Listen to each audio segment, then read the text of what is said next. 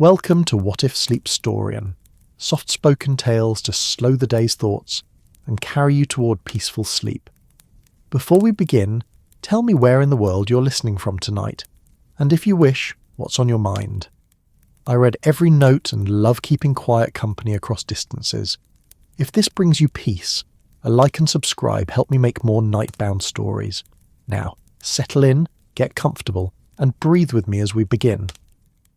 The evening light pressed itself against the honey-coloured stones of Bibury, like a gentle hand smoothing worry lines from an old friend's face. Thomas Whitmore knelt beside the flower beds that bordered the ancient bridge, his weathered fingers working through soil that held secrets older than memory itself. The scent of damp earth mingled with the river column's whispered conversation, while something peculiar caught the corner of his eye. Petals that seemed to gather starlight before the stars had properly arrived, shimmering with an opalescence that made him pause mid-motion and wonder if his 73-year-old eyes were finally playing the tricks everyone warned him about.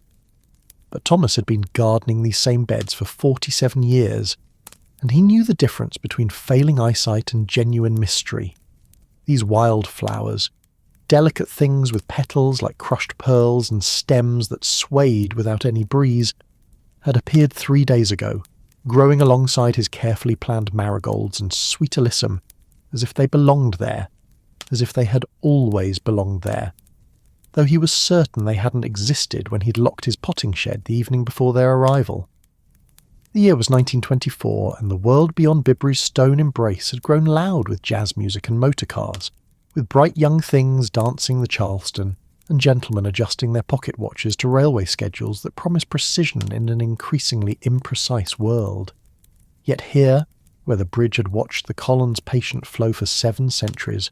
where cottages wore their thatch like comfortable old hats, time moved with the unhurried grace of cream swirling into morning tea. The wireless sets in parlour windows crackled with news from London, but the village preferred its own quiet conversations, the rustle of leaves discussing the weather, the gentle argument between church bells and the river's constant murmur, the soft conspiracy of stone and mortar that had weathered Plantagenet kings and Edwardian summers with equal equanimity.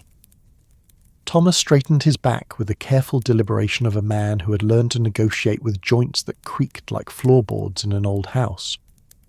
The mysterious flowers trembled, not with wind, for the evening air hung still as if held breath, but with some internal rhythm that reminded him of his late wife's humming when she thought no one was listening. Margaret had possessed the gift of finding wonder in ordinary moments, of seeing magic where others saw mere routine, and perhaps these strange blossoms were her way of reminding him that mystery hadn't abandoned the world entirely, even if the world had grown too busy to notice.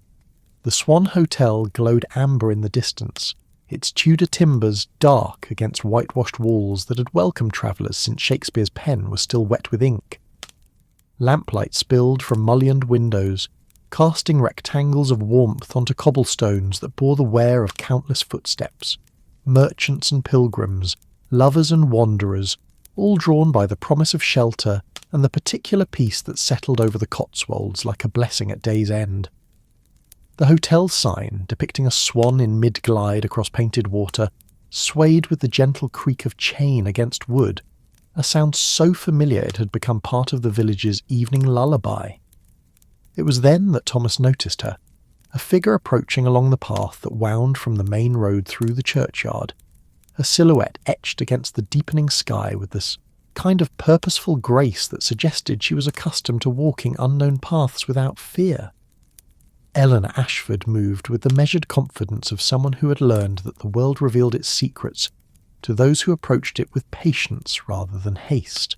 her travelling coat the colour of autumn leaves catching the last light as she paused at the bridge's entrance, drawn not toward the swan's welcoming glow, but toward the ancient stones that had been absorbing sunset colours for centuries. She carried herself with the particular bearing of the educated classes, not the rigid posture of those born to privilege, but the alert composure of someone who had earned her knowledge through careful observation and persistent curiosity. Her hair, pinned in the practical style favoured by women who valued movement over fashion, caught hints of copper in the fading light, and her eyes, Thomas could see even from his position among the flower beds, held the kind of intelligent interest that transformed ordinary moments into small adventures. She was, he judged, somewhere in her 30s, old enough to have developed opinions about the world, yet young enough to remain delighted by its surprises.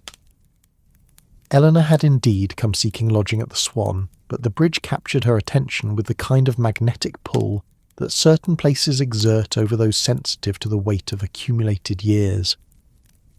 7 centuries of footsteps had worn smooth depressions in the stone, creating a topography of human passage that spoke of continuity in an age increasingly fascinated by change. The bridge belonged to that category of structures that seemed to have grown from the earth rather than being built upon it, its arches reflecting in the column's dark water like half-remembered dreams. But it was the flowers that made her forget entirely about checking into the hotel, made her set down her leather travelling case, and approach the bridge's edge with the careful steps of someone who sensed she was witnessing something extraordinary, disguised as something perfectly ordinary. Eleanor had spent the better part of a decade cataloguing the flora of the British Isles, had pressed more specimens between tissue paper than most people pressed wrinkles from their Sunday clothes,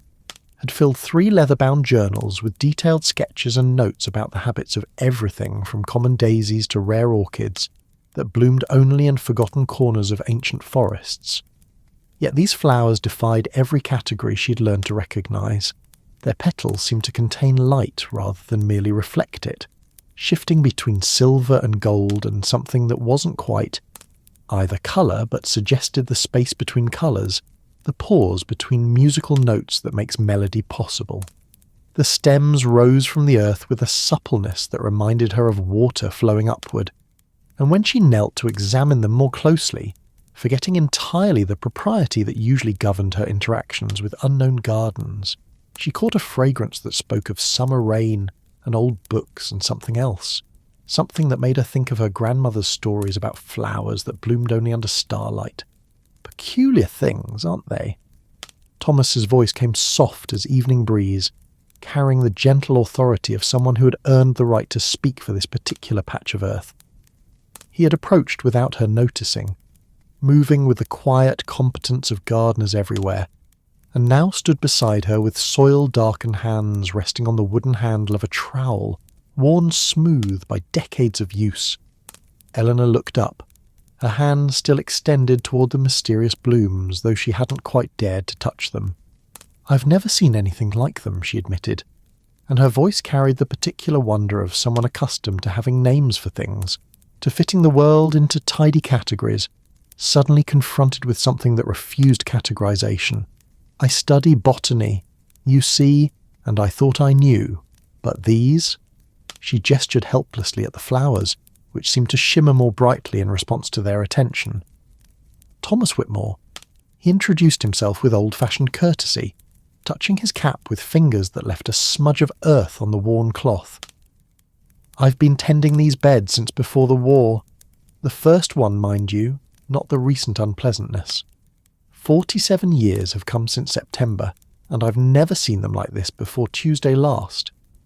The admission hung between them like a shared confidence, acknowledging that they were both witnesses to something that challenged the comfortable boundaries between the ordinary and the extraordinary. Eleanor found herself smiling. Not the polite expression she wore when meeting strangers, but the genuine delight that surfaced when she encountered kindred spirits who understood that the world still held mysteries worth investigating. "Eleanor Ashford," she replied, rising from her crouch with the unconscious grace of someone accustomed to fieldwork. "And if you've been gardening here for 47 years, then these flowers appearing 3 days ago suggests—" She paused,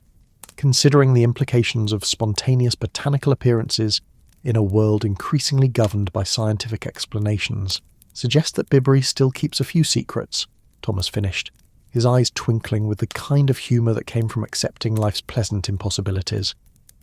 "My Margaret always said the village chose what it wanted to reveal and when. These flowers, they've got that quality about them, like they're deciding whether we're worthy of their proper story." The river whispered its agreement, carrying with it the scent of waterweeds and limestone, of secrets held in current and eddy, of countless evenings when mystery had walked these paths unnoticed by inhabitants, too busy with their daily concerns to recognise magic when it bloomed beside their doorsteps. The first star appeared above them, tentative as a question, and as if summoned by its light, the mysterious flowers began to glow more distinctly, their petals catching and holding starlight with the patient efficiency of creatures that had learned to harvest wonder from the simplest sources. Eleanor felt the peculiar thrill that came when her scientific training collided with something that demanded to be experienced rather than explained. She had spent years learning to observe without interfering, to document without disturbing, but these flowers seemed to invite participation rather than mere study. They were not specimens to be pressed and catalogued, but living mysteries that offered themselves for contemplation, for the kind of patient attention that modern life had taught people to consider wasteful. They respond to starlight, she observed, though the words felt inadequate to capture what she was witnessing. But that would suggest a photosynthetic process adapted to nocturnal light gathering, which would be... She stopped, realising that scientific vocabulary could not bridge the gap between what should be possible and what was clearly happening before her eyes. Thomas nodded with the satisfaction of someone whose instincts had been confirmed by expert observation. Tuesday night, when they first appeared proper-like, I happened to be working late. Couldn't sleep, you understand, and sometimes the garden is better company than an empty house. I saw them come alive when Venus showed herself above the church spire. Not just glowing, mind you, but singing, if flowers can be said to sing. The word hung in the air between them like a bridge across the gap between the mundane and the marvellous. Eleanor felt her scientific scepticism wrestling with her growing sense that she was standing at the threshold of something that demanded to be believed rather than understood. The flowers swayed in their impossible breeze, their light growing stronger as more stars emerged from the deepening sky, and she found herself thinking of her grandmother's stories, of the folk knowledge that academic training had taught her to dismiss as superstition, but which now seemed to offer the only adequate framework for what she was witnessing. Singing, she repeated, testing the word like someone tasting an unfamiliar wine. And you heard? What did you hear? Thomas smiled with the particular pleasure of someone who had been waiting 47 years for the right person to ask exactly that question. Something like lullabies, he said, his voice dropping to match the evening's growing hush. The kind Margaret used to hum when she was hanging laundry on moonlit nights, when she thought the neighbours were all asleep and wouldn't think of her daft for serenading the sheets. The bridge seemed to exhale around them, releasing the warmth it had gathered during the day into the cooling air, creating gentle currents that carried the scent of stone and water, of time held in suspension between one moment and the next. Eleanor felt herself settling into the rhythm of this place, her city-trained urgency dissolving in the face of Bibury's patient insistence that some things could only be understood slowly, carefully, with the kind of attention that had become rare in an age of electric lights and telephone bells. Would you care to see where they truly came from? Thomas asked, his voice carrying the gentle invitation of someone who had learned that the most precious gifts were shared rather than hoarded. He gestured toward a narrow path that wound behind the Swan Hotel, barely visible in the gathering dusk, marked only by the worn impression of countless footsteps, and the faint gleam of white pebbles that someone long ago had thought to scatter like breadcrumbs through the twilight. Eleanor found herself nodding before her practical mind could intervene with concerns about propriety, about following strangers down darkening paths, about the lateness of the hour and the waiting hotel room that suddenly seemed far less compelling than whatever secrets lay at the end of Thomas's invitation. There was something in his manner that spoke of trustworthiness, earned through decades of gentle competence, the particular reliability of people who had spent their lives coaxing life from Earth and understood the patience required for all worthwhile growth. The path led them away from the bridge's ancient stones, winding between cottage gardens, where late roses climbed over dry stone walls with the determined enthusiasm of climbers who had learned to make the most of England's brief summers.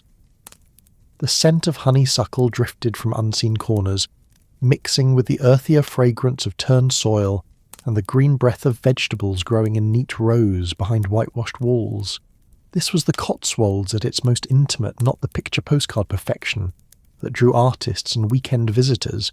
but the working reality of a village that had learned to create beauty as a byproduct of simple survival.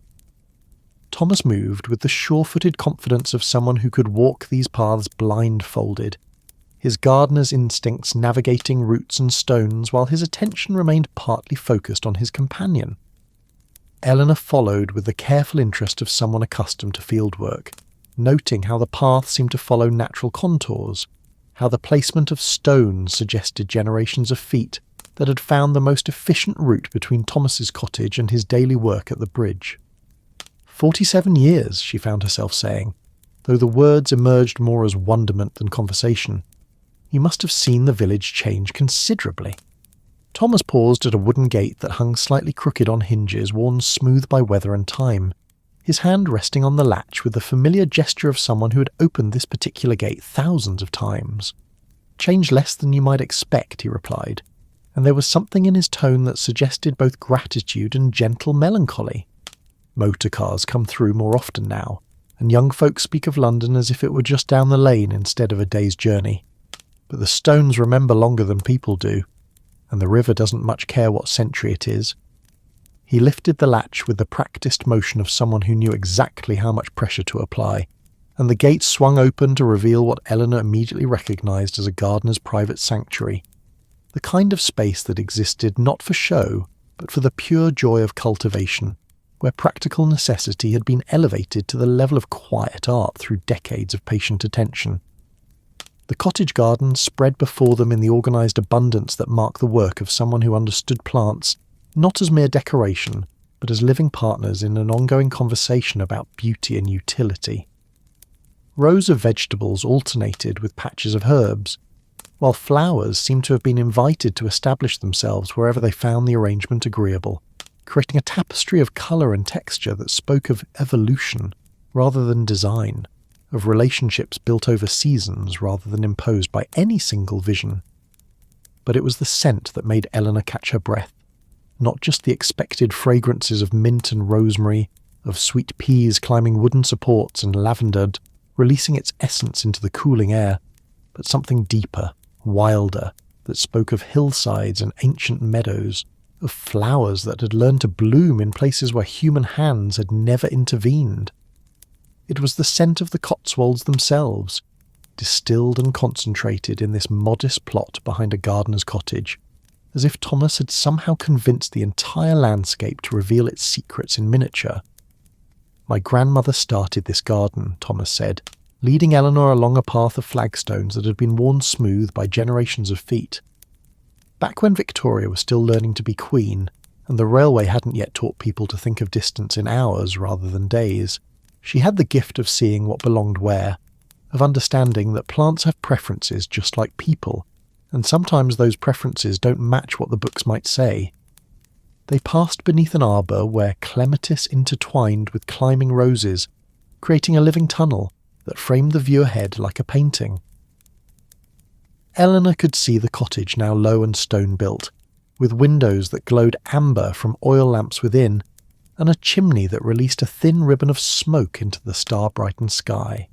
It was the kind of dwelling that seemed to have grown from the landscape rather than being imposed upon it, its proportions and materials so perfectly suited to the setting that it appeared inevitable, as if the hill itself had decided to express itself in the form of human shelter. She began collecting seeds from the old places. Thomas continued, his voice taking on the particular rhythm of someone sharing a story that had been polished smooth by countless tellings, places where the wildflowers still grew as they had for centuries, before the modern world decided that efficiency was more important than diversity. She would walk the hills for miles, following paths that even then were beginning to fade, searching for varieties that existed nowhere else, that carried in their petals the accumulated wisdom of countless seasons. Eleanor felt something shift in her chest, a recognition that went deeper than mere professional interest. She had spent years cataloguing precisely such varieties, had filled journals with sketches and pressed specimens, had written papers about the importance of preserving genetic diversity, in an age of increasing agricultural standardization. But there was something in Thomas's tone that suggested his grandmother's work had gone beyond mere collection, had been motivated by a love that transformed scientific preservation into something approaching devotion. They reached a wooden bench positioned to overlook the garden's heart, where the vegetables gave way to a wilder section that seemed to exist according to its own logic. Here, Eleanor could see, were flowers that belonged to no cultivated tradition she recognised, varieties that seemed to bridge the gap between domestic gardens and untamed hillsides, plants that carried themselves with the particular confidence of things that had learned to thrive without human intervention, yet had somehow accepted partnership with those who approached them with proper respect. She kept them in a seed pouch, Thomas said, settling onto the bench with the careful movement of someone whose joints had earned their stiffness through decades of honest labour. Leather that she made herself from a hide she traded for at Stow-on-the-Wold market, when such markets were still places where neighbours gathered to exchange not just goods, but stories, gossip, and the accumulated wisdom of rural life. Eleanor seated herself beside him, conscious of the way the evening seemed to settle around them like a comfortable blanket, bringing with it the particular peace that came when the day's obligations yielded to quieter possibilities. She could feel the weight of her own recent losses, the death of her mentor, Professor Hartwell, whose passing had left her feeling unmoored in a world that suddenly seemed less rich with possibility, the painful end of her engagement to Robert, whose vision of their future had involved her abandoning botanical fieldwork in favour of drawing-room respectability, the growing sense that her life's work existed in isolation from the deeper currents of human connection and meaning. But here, in this cottage garden where 3 generations of careful hands had preserved seeds from flowers that might otherwise have vanished entirely, Eleanor felt something she hadn't experienced since Professor Hartwell's death. The sense that her work might be part of something larger than academic achievement, something that connected her to traditions of patient observation and gentle stewardship that extended far beyond university walls. "The pouch passed to my father when grandmother died," Thomas continued, his voice carrying the weight of inherited responsibility. "And from him to me, along with the stories of where each seed had come from, what conditions it preferred, which varieties were becoming rare even then. Some of the flowers she collected have disappeared entirely from their original locations, hills that have been turned to pasture, meadows that have been claimed by progress in one form or another." He fell silent for a moment, and Eleanor could hear the garden breathing around them, the soft rustle of leaves responding to breezes too gentle to be felt on human skin, the distant murmur of water moving over stones, the occasional call of a night bird settling into roosting places among the eaves and branches. It was a symphony of small sounds that spoke of life continuing its ancient patterns despite all the changes that progress had brought to the wider world. "Would you—" Thomas began, then paused as if the question he wanted to ask required more courage than he had initially calculated. "Would you care to see it? The pouch, I mean, and hear the stories that come with it?" Eleanor turned to look at him, struck by the vulnerability in his weathered features, the way his hands rested uncertainly on his knees as if he were offering something precious but fragile, something that could be damaged by careless handling or indifferent reception. She understood, with the sudden clarity that sometimes comes when the heart recognises kindred spirits, that he was offering her more than just a glimpse of old seeds. He was inviting her into a tradition of care that had sustained itself through decades of patient attention, offering her a place in a story that connected past and future through the simple act of preserving what might otherwise be lost. "I would be honoured," she said, and meant it with a depth that surprised her. The words carried weight because they acknowledged what was being offered. Not just information, but inclusion. Not just observation, but participation in something that mattered deeply to this gentle man who had spent his life coaxing beauty from earth and stone. Thomas smiled with the particular pleasure of someone whose treasures had found an appreciative audience, and rose from the bench with renewed energy. "Come then," he said, leading her toward the cottage's low door. "Come and meet the flowers that time forgot, and the stories that kept them alive." The cottage door opened with the familiar creak of hinges that had learned to announce arrivals and departures for generations, and Eleanor stepped across the threshold into warmth that seemed to embrace her like an old friend's welcome. The interior glowed with the soft radiance of oil lamps, their flames dancing in glass chimneys that cast shifting patterns of light and shadow across walls lined with shelves, walls that spoke of a life devoted to the quiet accumulation of wisdom, rather than the pursuit of mere possession.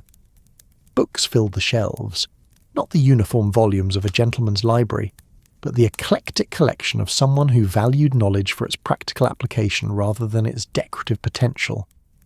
Field guides to British flora sat beside handwritten journals. Agricultural treatises shared space with volumes of poetry, and everywhere Eleanor looked she saw evidence of a mind that refused to recognise artificial boundaries between science and art, between practical knowledge and aesthetic appreciation.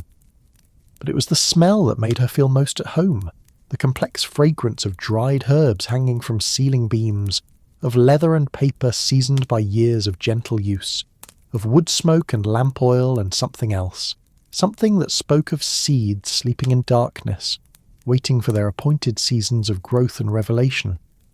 It was the scent of preservation without sterility, of care that enhanced rather than constrained the natural order of things. Thomas moved through the familiar space with the unconscious grace of someone navigating territory, mapped by decades of routine, lighting additional lamps to chase shadows from corners where shelves gave way to workbenches covered with the tools of his trade, trowels worn smooth by use, clay pots arranged according to some system that made sense to gardener's logic, packets of seeds labelled in careful handwriting that suggested the importance of accurate records in work that unfolded across seasons rather than days. "Here," he said, opening a drawer in what Eleanor recognised as an old apothecary's cabinet, each compartment marked with faded labels that spoke of herbs and remedies, of knowledge that had once been essential for survival in places where the nearest physician might be days away. "Here is where she rests, where she's rested for all these years, waiting for someone who might understand what she represents." His hands emerged from the drawer, cradling an object that Eleanor immediately recognised as something shaped by use rather than manufacture. A leather pouch the colour of autumn leaves, its surface marked with the kind of patina that could only come from countless careful handlings, from decades of being opened and closed with reverent attention. The leather bore the soft gleam of material that had been cared for rather than merely preserved, and Eleanor could see where fingers had worn smooth certain surfaces, where the act of untying and retying had created grooves in the leather cord that served as closure. "She's beautiful," Eleanor breathed, though the word seemed inadequate to capture what she was seeing. The pouch seemed to radiate a sense of importance that went beyond its modest materials, a presence that spoke of stories contained, of possibilities held in careful suspension until the proper moment for their revelation arrived. Thomas's smile deepened as he settled into his favourite chair, a Windsor chair that had been shaped by decades of evening contemplation, its wooden surfaces polished smooth by the unconscious movements of a man who found his deepest peace in quiet reflection. "She holds 37 varieties," he said, his voice taking on the particular tone of someone sharing beloved statistics. "Some common enough, though even the common ones are becoming rarer as the old ways give ground to modern efficiency. But others exist nowhere else now, as far as anyone knows." He began to untie the leather cord with movements so practiced they had become a ceremony, each gesture deliberate and respectful, acknowledging the significance of what lay within. Eleanor found herself holding her breath, struck by the realization that she was witnessing something that connected her directly to traditions of botanical preservation that predated university departments and scientific institutions, traditions that had kept knowledge alive through the simple expedient of caring enough to pass it carefully from one generation to the next. "Tell me about them," she said softly, settling into the chair Thomas indicated, a companion piece to his own, positioned to catch the lamplight that would make reading possible, to take advantage of the cottage's carefully planned arrangement of comfort and utility. "Tell me about the flowers that time forgot, and the grandmother who refused to let them disappear entirely." The leather pouch opened with the whispered sigh of something that had been waiting patiently for exactly this moment, revealing compartments lined with silk that had aged to the colour of ivory, each section holding seeds that seemed to shimmer with their own inner light in the cottage's lamp glow. Thomas's fingers moved among them with the reverent precision of someone handling relics, selecting a few specimens that caught the flame's dance and held it like captured starlight. Perhaps, he said, his voice carrying the gentle suggestion of someone who understood that certain stories demanded particular settings. These tales might be better shared under the sky that first blessed them. The bridge has heard these stories before, and the stars. Well, the stars remember everything, don't they? Eleanor nodded without hesitation, recognising in his words the kind of invitation that came rarely in a lifetime. The chance to step outside the ordinary boundaries of time and place into something that approached ritual, that acknowledged the sacred nature of stories passed down through generations of careful keeping. She had spent years in lecture halls and libraries, had written papers that reduced the mysteries of botanical life to dry academic prose, but she sensed that what Thomas offered required the kind of attention that could only be given under open sky, where the vastness of night reminded human concerns of their proper proportion. They gathered the precious pouch and a well-worn blanket that Thomas retrieved from a wooden chest, one of those practical treasures that spoke of preparations made by people who understood that comfort was something to be carried rather than stumbled upon by accident. The night had deepened while they sat in the cottage's warmth, and stepping outside was like entering a different world entirely, one where the familiar landscape of Bibury had been transformed by darkness into something both more mysterious and more intimate. The stars hung above them with the brilliant clarity that only came to places far from city lights, each point of light sharp as crystal against the velvet backdrop of rural night. The Milky Way stretched across the sky like a river of light, and Eleanor found herself thinking of all the generations who had looked up at this same arrangement of celestial fire, who had found in the stars both guidance and wonder, both navigation and poetry. Thomas led the way back to the bridge with the sure-footed confidence of someone who had walked these paths in every season and weather, carrying the blanket over one arm while cradling the seed pouch with the particular care reserved for things that could not be replaced. The river Colne murmured its evening conversation below them, and the ancient stones seemed to exhale the day's accumulated warmth into the cooling air, creating gentle currents that carried the scent of water and limestone, of time held in perfect suspension between one breath and the next. They settled on the bridge's wide stone parapet, the blanket spread beneath them to soften the contact between human comfort and medieval practicality. The positioning seemed perfect without being planned close enough for quiet conversation, far enough apart to respect the careful boundaries that proper people maintained even when sharing extraordinary moments. The seed pouch rested between them like a shared confidence, its leather surface catching starlight and holding it, with the patience of something that had learned to treasure illumination wherever it might be found. My grandfather, Thomas began his voice, taking on the particular rhythm of someone settling into a story that had been shaped by countless tellings, returned from France in the spring of 1919. He'd been a gardener before the war. Of course, the gift ran in the family even then, but he came back to a world that seemed to have forgotten the point of growing things for beauty rather than mere survival. Eleanor felt something tighten in her chest at the mention of France, though she said nothing, allowing Thomas's words to flow over her like water over stone, smooth and persistent, and gradually wearing away the barriers that usually kept difficult memories safely contained. The war had touched every family in Britain, had left scars that went deeper than the visible wounds carried by returning soldiers, and had changed the very texture of daily life in ways that people were still learning to understand. The gardens had been turned to vegetable plots during the worst of it, Thomas continued, his eyes fixed on the stars as if reading the story from their ancient light. Every patch of earth that could grow food was pressed into service, which was right and proper, of course. But grandfather said that when the fighting finally stopped, when the guns went quiet and the news came that it was truly over, people seemed to have forgotten that beauty was also a kind of necessity, that the human spirit required more than mere calories to flourish. The river column whispered its agreement below them, carrying with it the scent of waterweeds and limestone, of secrets held in current and eddy, of countless nights when stories had been shared along these banks by people who understood that certain truths could only be revealed in darkness, under the patient witness of stars that had seen everything and judged nothing. He began with the worst places first, Thomas said, opening the pouch with movements that had become ceremonial through repetition, houses where men had not returned, where women were trying to hold families together on grief and government pensions and whatever work they could find.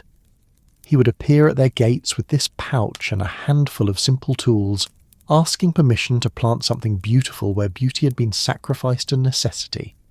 Eleanor watched as Thomas's fingers moved among the seeds, selecting specimens with the practiced eye of someone who knew each variety by touch as well as sight. The seeds seemed to glow more brightly in starlight, as if their inner nature responded to illumination that came from sources older than human invention, and she found herself thinking of her own war years, the Red Cross training, the hospital work that had consumed her days while she waited for letters from France, the growing certainty that each sunrise might bring news that would reshape her understanding of what the future held. "The Cotswold's hill rose," Thomas said, holding up a seed that caught the starlight and threw it back like a tiny prism. Grandfather found the parent plant on a hillside above Chipping Campden, growing wild among stones where someone's cottage had stood centuries before. The variety had adapted to thrive in poor soil, in places where more delicate flowers would surrender to harsh conditions. He said it bloomed the colour of hope, not the bright hope of easy times, but the quieter hope that sustains people through long difficulties. Eleanor accepted the seed when Thomas offered it, feeling its weight in her palm like a small anchor to the present moment. The seed was larger than she had expected, and warmer, as if it contained not just potential life, but some spark of the energy that had sustained it through decades of careful preservation. She could imagine the rose it might become, not the pampered varieties that graced formal gardens, but something that belonged to the borderlands between cultivation and wildness, something that understood both beauty and survival. He planted them in the spaces where children used to play, Thomas continued, his voice carrying the particular gentleness of someone sharing memories that had been polished smooth by decades of careful keeping. Gardens where laughter had gone quiet, where mothers swept paths that no running feet would muddy.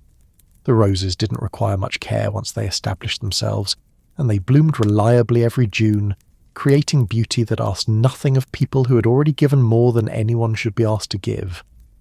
Eleanor felt tears gathering behind her eyes, though whether they came from Thomas's story or her own memories she couldn't say. The war had taken so much from so many people, had carved absences into the fabric of daily life that no amount of time seemed able to mend completely. But there was something in the image of roses blooming in empty gardens, of beauty planted deliberately in places where sorrow had settled like dust, that spoke to possibilities she had almost forgotten existed. "I lost someone too," she found herself saying,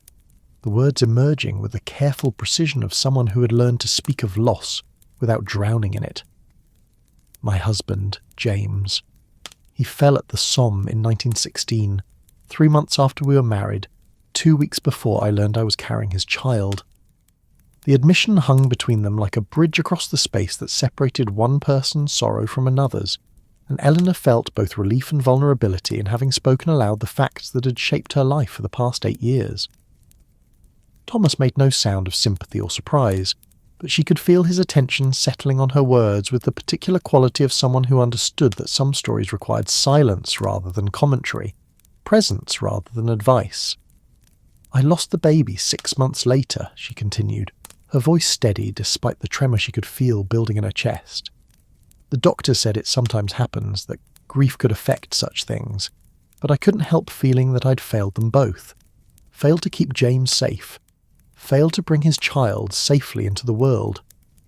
I threw myself into botanical work afterward, into travelling and cataloguing, as if I could document enough beauty to balance the accounts somehow. The stars wheeled overhead in their ancient patterns, and Eleanor found comfort in their indifferent persistence, in the way they continued their celestial dance regardless of human joy or sorrow. She had spent countless nights during her travels looking up at similar skies, finding in their vastness a kind of peace that helped her understand her own losses as part of some larger pattern that her individual perspective was too limited to comprehend fully. The work helped, she said, surprising herself with the admission. Not in the way I expected it to, but in ways I'm still learning to understand. Every flower I catalogued felt like a small act of preservation, of refusing to beautiful things disappear without being properly witnessed and recorded. But I think I was also searching for something more personal, some sense that beauty could still exist in a world that had shown me how quickly everything precious could be taken away. Thomas nodded with the understanding of someone who had walked similar paths, though his journey had taken different turns. Grandfather said that planting those gardens taught him something about the nature of hope, he offered, his voice carrying the weight of inherited wisdom. Not the hope that expects specific outcomes, but the kind that simply refuses to surrender to despair, that continues to plant seeds even when the harvest seems uncertain. Eleanor felt something shift inside her chest, the loosening of knots that had been tied so tightly for so long she had almost forgotten they were there. There was something in Thomas's presence, in his gentle acceptance of her story, without attempts to minimize or explain away her losses, that reminded her of what human connection could offer, not the erasure of sorrow, but the possibility of carrying it in company rather than isolation.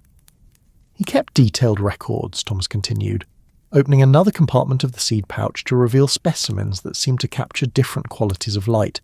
some golden as summer afternoons, others silver as moonlight on water. Not just of what he planted and where, but of how people responded, what seemed to bring comfort, what varieties thrived in which kinds of soil and situation. He understood that healing was as much an art as gardening. The different people needed different kinds of beauty to help them find their way back to engagement with life. The bridge beneath them seemed to pulse gently with the accumulated warmth of the day, stone that had absorbed centuries of sunlight releasing it slowly into the cooling air. Eleanor could feel the ancient rhythm of the place settling into her bones, the sense that she was participating in something larger than her individual story, something that connected her losses and discoveries to generations of people who had found ways to continue despite whatever sorrows life had brought their way. The meadow star, Thomas said, selecting a seed that seemed to hold captured moonlight in its pale surface. This one came from a field above Bourton-on-the-Water, where Grandfather found it growing in circles that the local children called fairy rings. The flowers bloom only at night, opening when the first stars appear and closing again before dawn. He planted them in places where people sat in the evenings, beside kitchen gardens where women snapped beans by lamplight, along paths where men walked when sleep wouldn't come and the house felt too small to contain their restlessness. Eleanor accepted this seed as well, holding both specimens carefully in her cupped palms, feeling their combined weight like a small anchor to possibilities she had almost stopped believing existed. These seeds seemed to warm under her touch, and she found herself thinking about the courage required to plant things in darkness, to trust that invisible processes would transform small, dormant packages of possibility into living beauty that could offer comfort to strangers. "I've spent these 8 years travelling," she found herself saying, though she hadn't planned to share more of her story. Following rumours of rare varieties, documenting flowers that might otherwise be lost to progress or neglect. I told myself it was scientific work, important for preservation and understanding. But I think I was really searching for evidence that beauty could survive anything, that there were forms of life too persistent and too precious to be destroyed by human foolishness or tragedy. The river con murmured its ancient song below them, and Eleanor felt herself settling more deeply into the rhythm of this place, into the particular peace that came from being witnessed without being judged, from having her story received by someone who understood that grief was not something to be solved, but something to be integrated, woven into the larger fabric of a life that could still hold meaning despite loss. "And have you found it?" Thomas asked gently, his question carrying genuine curiosity rather than mere politeness. "The evidence you were searching for?" Eleanor considered the question, while the stars wheeled overhead in their eternal dance, while the night air carried the scent of growing things and ancient stones, while the seeds in her palms seemed to pulse with their own quiet promises. "I think," she said finally, "I'm beginning to." Thomas's fingers hesitated over the sea pouch's innermost compartment, a section so small and carefully concealed that Eleanor hadn't noticed it during their earlier examination. His weathered hands trembled slightly, not with age, she realized, but with the particular reverence reserved for something that carried the weight of generations of wonder and disappointment, of hopes planted and seasons waited through without the harvest that faithful tending seemed to promise. "There is one more," he said, his voice dropping to barely above a whisper,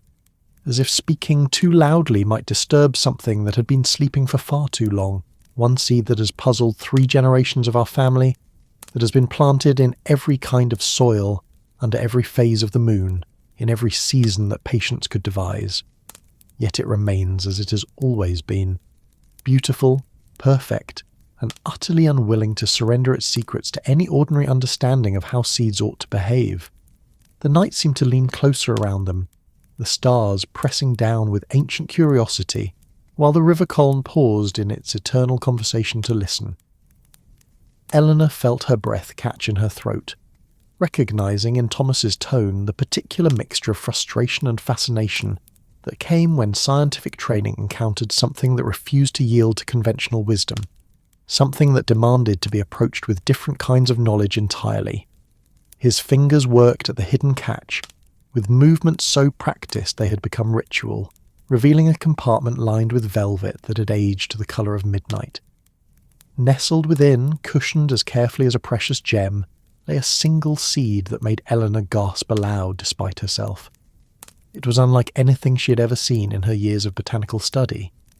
Larger than seemed possible for any flower she could name, its surface shifting between colours that had no names in any language she knew. Deep purples that became midnight blues that became something that wasn't quite silver, but suggested the space between starlight and shadow. "The heart's true season seed," Thomas said, lifting it with the careful reverence of someone handling a relic. "That's what the village has always called it, though no one remembers any more who first gave it that name or what it was supposed to mean. My great-grandmother found it in a meadow that she swore appeared only during the full moon in June, in a place that couldn't be found again during daylight hours or any other time of year." Eleanor extended her hands without conscious thought, and Thomas placed the seed in her cupped palms with the solemnity of someone passing along a sacred trust. The moment it touched her skin, she felt something that made her scientific training rebel, even as her deeper instincts recognized truth. Warmth that seemed to come from within the seed itself, a pulse that matched the rhythm of her own heartbeat. And something else, something that made her think of James's laughter on their wedding morning, of the child she'd carried so briefly, of all the possibilities that had seemed to stretch ahead of them like an endless summer before the war taught her how quickly everything could change. "My grandmother planted it 17 times, Thomas continued, his voice taking on the cadence of someone reciting a litany that had been worn smooth by countless repetitions. "My father tried it at 12. I've attempted it 9 times myself, in every corner of the garden, in pots and beds and wild places where I thought it might prefer the freedom to choose its own companions. Nothing. It remains as perfect as the day great-grandmother found it, as if time itself has agreed to wait until whatever condition it requires finally arrives." The seed pulsed gently in Eleanor's hands, and she found herself thinking of all the seeds she had planted in her botanical work, all the careful measurements and controlled conditions, the scientific protocols designed to eliminate variables and produce predictable results. But this seed seemed to exist outside such certainties, to belong to a different category of possibility entirely, one that required not just proper soil and adequate moisture, but something less tangible, something that connected the mechanics of growth to the deeper mysteries of timing and readiness and the particular seasons of the human heart.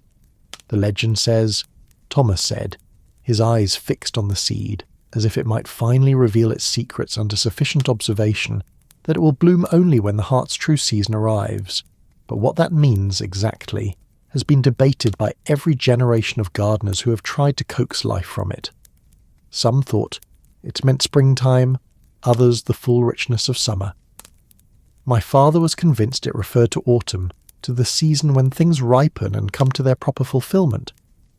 Eleanor turned the seed gently in her palms, watching how it caught and held the starlight, how its surface seemed to contain depths that suggested whole worlds might be folded within its smooth curves. "What do you think it means?" she asked, though she suspected the question was one that each person had to answer for themselves, that the seed itself might be waiting not for any external condition but for something internal, for some alignment between outer circumstances and inner readiness that couldn't be forced or predicted. Thomas smiled with the particular expression of someone who had spent decades pondering a question without reaching any conclusions that satisfied him completely. "I used to think it was about timing," he admitted, "about finding the right moment in the calendar, the proper combination of weather and soil temperature and lunar phase. But as the years passed, as I watched it remain unchanged through seasons that brought everything else to life, I began to wonder if the season it waits for isn't marked by any clock or calendar that human beings have devised." The night air stirred around them, carrying with it the scent of sleeping flowers and limestone warmed by starlight, of water moving over stones that had been shaped by centuries of patient erosion. Eleanor felt herself settling into the rhythm of this place, into the particular peace that came from being in the presence of mysteries that demanded not solution, but contemplation, not understanding, but acceptance of the limits of what could be known through ordinary means. "Would you like to see where she found it?" Thomas asked, returning the seed to its velvet nest with movements that spoke of long practice in handling precious things. "The meadow, I mean. It's not the same as it was in my great-grandmother's time. Nothing could be, after all the changes the years have brought, but the place itself remembers. And on nights like this, when the stars are bright and the world feels thin between what is and what might be, sometimes you can sense what drew her there." Eleanor found herself nodding before her practical mind could raise objections about wandering through unfamiliar countryside in the darkness, about the proprieties that governed such expeditions, about the lateness of the hour and the long day of travel that had already tested her usual reserves of energy. But something in Thomas's manner suggested that this was not a casual invitation, that he was offering her the chance to step outside the ordinary boundaries of tourist observation into something that approached pilgrimage, that acknowledged the sacred nature of places where mystery had taken root and refused to be explained away. They rose from the bridge's stone embrace with the careful coordination of people who had shared something that changed the nature of their acquaintance, who had moved beyond the polite exchanges of strangers into the more dangerous territory of actual connection. Thomas gathered the blanket and secured the seed pouch with movements that spoke of long habit, while Eleanor found herself looking back at the ancient stones as if memorizing a threshold she might not cross again, a moment when possibility had opened like a flower in the darkness of an ordinary evening. The path Thomas chose led them away from the village proper, following the river's silver thread through countryside that seemed to exist in its own pocket of time, where the modern world's urgencies couldn't penetrate the older rhythms of stone and water, of things that grew according to seasons unmarked by any human calendar. The moonlight transformed a familiar daytime landscape into something altogether more mysterious, casting shadows that suggested hidden depths, revealing contours that daylight kept secret. Great-grandmother was what people called a wise woman, Thomas said as they walked, his voice pitched to carry no further than Eleanor's ears, as if the story he was sharing belonged to the night and shouldn't disturb whatever daytime inhabitants might be sleeping in the cottages they passed. Not in any sinister sense, you understand, but in the old way.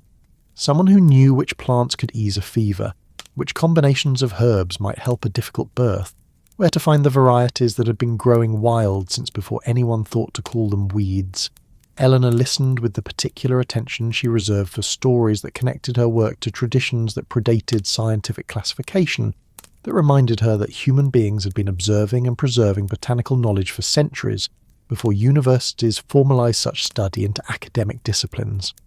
She had encountered similar figures in her travels, Elderly women who could identify medicinal plants by scent alone, who knew the properties of varieties that existed in no official catalogue, who carried in their memories knowledge that was simultaneously practical and mysterious. The Victorian era wasn't kind to such knowledge, Thomas continued, guiding Eleanor along a path that seemed to know where it was going,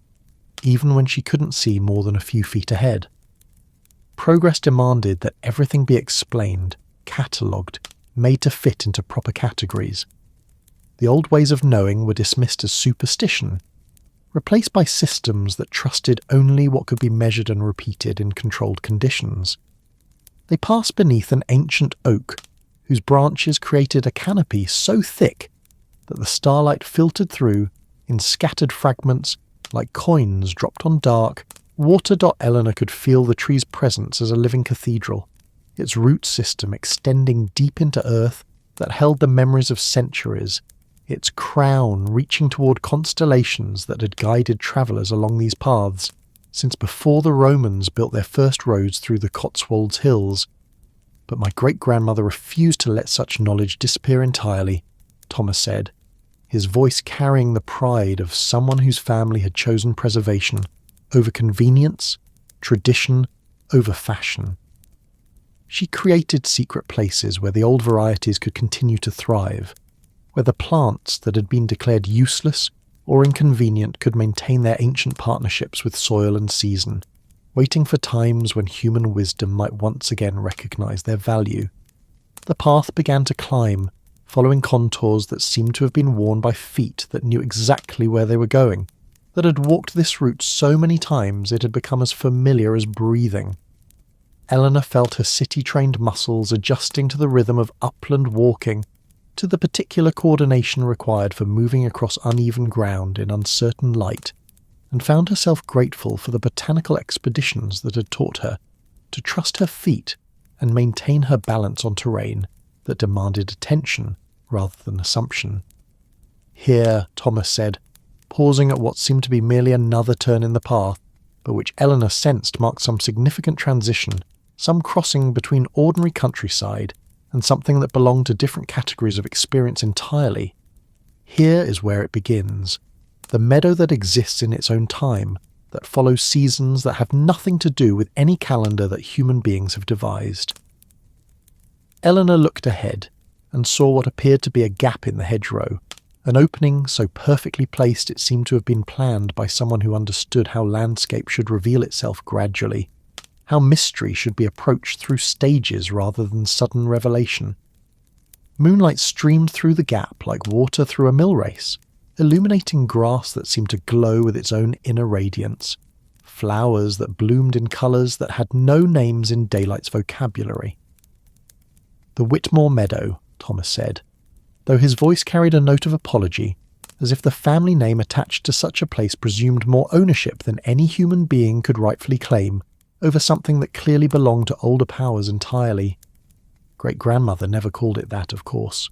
She said it was simply the place where forgotten flowers remembered how to bloom, where varieties that had been lost to progress could continue their ancient conversation with the moon and stars and whatever forces governed the deeper seasons of the natural world.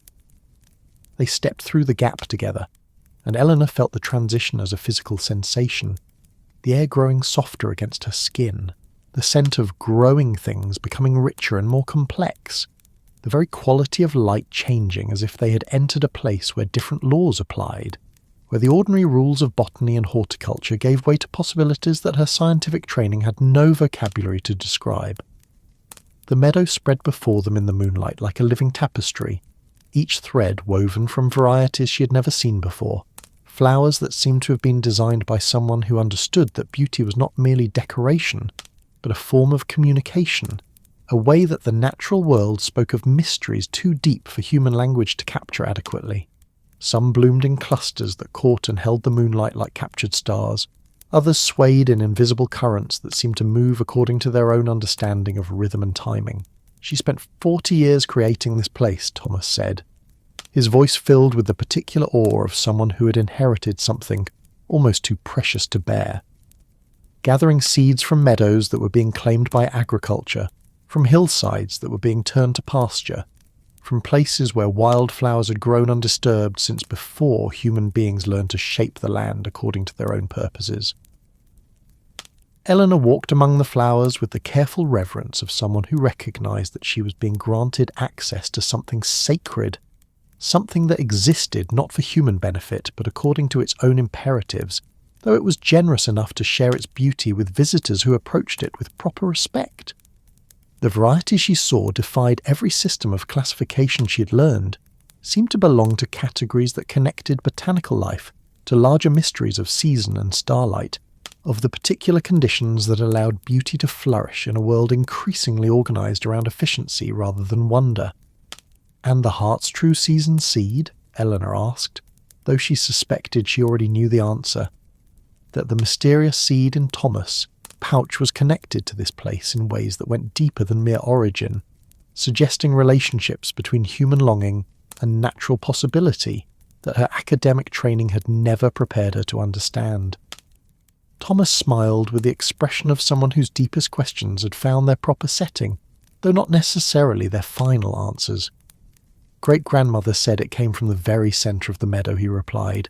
gesturing toward a spot where the moonlight seemed to gather itself into something approaching visibility, where the flowers grew in patterns that suggested intention rather than accident. From a plant that bloomed only once, on the night she first found this place, and then vanished as if it had accomplished whatever purpose had brought it into being. Eleanor felt her heart skip as she looked toward the meadow's heart, sensing something that made her think of James's voice, calling her name across impossible distances, of the child she'd carried so briefly stirring in recognition of possibilities that transcended the ordinary boundaries between what was lost and what might yet be found. This seed, she realised, was not waiting for any external season, but for the moment when someone's heart had learned to bloom in ground that grief had prepared, in soil that had been enriched by loss and patience, and the kind of hope that asked for nothing but the chance to continue growing. "I think," she said softly, her words carrying into the night air like seeds themselves, "I'm beginning to understand what heart's true season might mean." The decision came to Eleanor as naturally as breathing, requiring no deliberation or careful weighing of practical considerations. When Thomas suggested, as they walked back through the sleeping village in the small hours before dawn, that she might consider extending her stay beyond the single night she had originally planned, she found herself nodding before her rational mind could raise the usual objections about schedules and obligations, about the botanical surveys waiting in her London flat, and the academic conferences that marked the calendar of her professional life. "The Swan keeps rooms available for longer guests," Thomas had said, his voice carrying the careful neutrality of someone making a practical suggestion, while hoping for acceptance that went deeper than mere convenience. "And there's always work in the gardens, if you've a mind for it. These old hands aren't quite what they once were, and spring has a way of arriving with more enthusiasm than one person can properly manage alone." Eleanor looked back toward the ancient bridge where they had shared stories under starlight, where the mysterious flowers still glowed with their inexplicable radiance, and felt something settle in her chest that she hadn't experienced since before the war taught her that plans were fragile things, easily shattered by forces beyond human control. This felt different, not like the desperate grasping after certainty that had driven her restless travels, but like a homecoming to a place she had never known she was searching for. The weeks that followed unfolded with the particular grace that comes when human activity aligns itself with natural rhythms rather than fighting against them. Eleanor moved her few belongings from the Swan Hotel's guest room to a smaller chamber that the proprietress, Mrs. Hartwell, no relation to her late mentor, though the coincidence of names felt like another of Bibury's gentle mysteries, reserved for guests who found themselves reluctant to leave the villages embracing quiet. The room was simple in the way that country accommodations had perfected over centuries of practice. Clean whitewashed walls, a narrow bed with quilts that smelled of lavender and sunshine, a writing desk positioned to catch the morning light that streamed through mullioned windows overlooking the river. It was exactly the kind of space that invited contemplation rather than restlessness. that encouraged its occupant to settle into the slower rhythms of village life, rather than maintaining the perpetual readiness for departure that had characterized Eleanor's travels. Her days began before sunrise, when the air held the particular coolness that came just before dawn's first light touched the honey-coloured stones of the cottages. Thomas would be waiting by the bridge, his weathered hands already busy among the mysterious flowers that had grown stronger and more radiant with each passing night, their petals now catching not just starlight, but the faintest suggestion of approaching day, transforming the subtle illumination into something that seemed to breathe with its own quiet pulse. "Morning, Eleanor," he would say, his greeting carrying the comfortable familiarity of people who had found in each other's company something that improved the quality of solitude without demanding the exhausting performance of constant conversation. "The sweet briar seeds are ready for planting today. If you've a mind to help an old gardener coaxes them into proper soil." They worked together with the synchronicity of people who had discovered complementary strengths. Thomas's decades of experience guiding Eleanor's more academic understanding of botanical principles, her careful observation refining his intuitive knowledge of what each variety required for successful transplantation. The ancient seeds responded to their combined attention with enthusiasm that bordered on eagerness, as if they had been waiting years for exactly this partnership between traditional wisdom and scientific curiosity. The sweet briar had been the first variety they planted together, seeds that Thomas's great-grandmother had gathered from hedgerows that had bordered Roman roads, where the plants had learned to thrive despite the constant traffic of an empire that cared little for wildflowers that served no obvious purpose. But Eleanor discovered, as she watched the first green shoots push through carefully prepared soil, that these wild roses carried in their genetic memory the ability to create beauty that asked for nothing but the chance to bloom, that offered their fragrance to anyone who paused long enough to notice. "They'll want to climb," Thomas had explained as they worked, his hands demonstrating the proper depth for planting while Eleanor took notes in the leather journal she had begun keeping specifically for recording their shared experiments. Not in the aggressive way of some climbers, mind you, but with the patient persistence of things that understand the value of reaching toward light without overwhelming whatever gives them support. Eleanor found herself thinking of the metaphor as she helped train the young vines around the wooden supports Thomas had crafted from branches cut during winter pruning. How the roses seemed to understand instinctively the difference between partnership and parasitism, between using support and exploiting it. There was something in their growth pattern that spoke to her of her own recent experience, of learning to accept help without surrendering independence,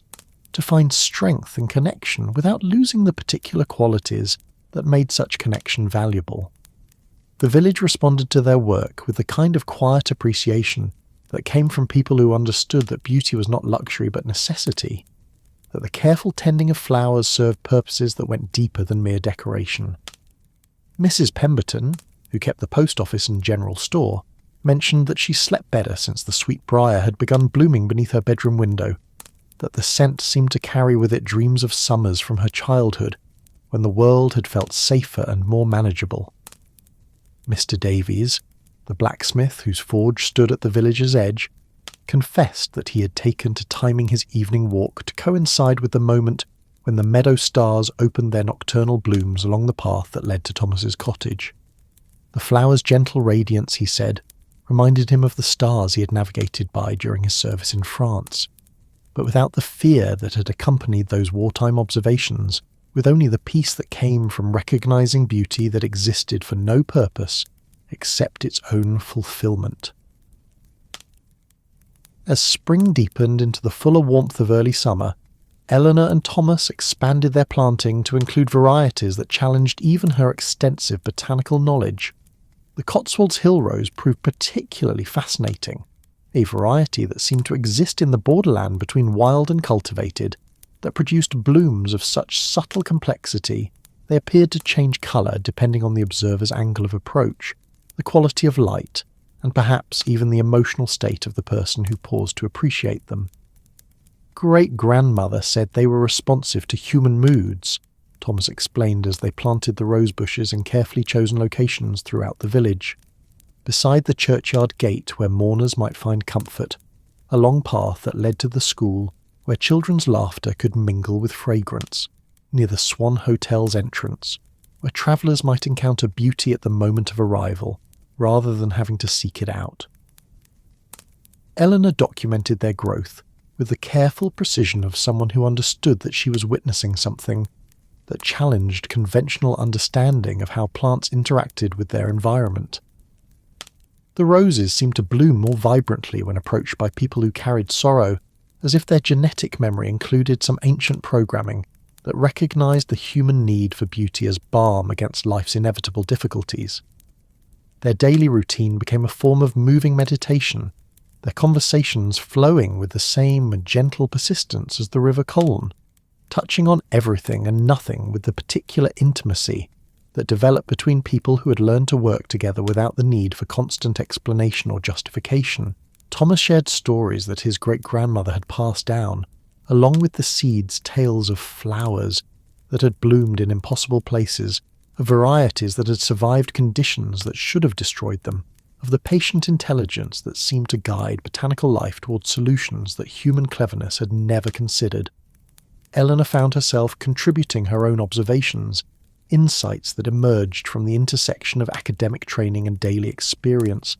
theories about adaptation and resilience that took on new meaning when tested against the evidence of plants that thrived despite, or perhaps because of, conditions that violated every rule she had learned about proper cultivation. Her journals filled with sketches and notes that captured not just the physical characteristics of each variety, but the more subtle qualities that seemed to connect botanical life to larger mysteries of survival and beauty, of the particular grace that allowed living things to flourish in circumstances that logic suggested should be impossible. The mysterious seed from the pouch's innermost compartment remained dormant despite their careful attention, despite experiments with different soils and locations, despite Eleanor's attempts to create conditions that might trigger whatever internal mechanism governed its willingness to reveal its secrets. But rather than feeling frustrated by its continued refusal to comply with their expectations, Eleanor found herself developing a different relationship to the seed's stubborn patience.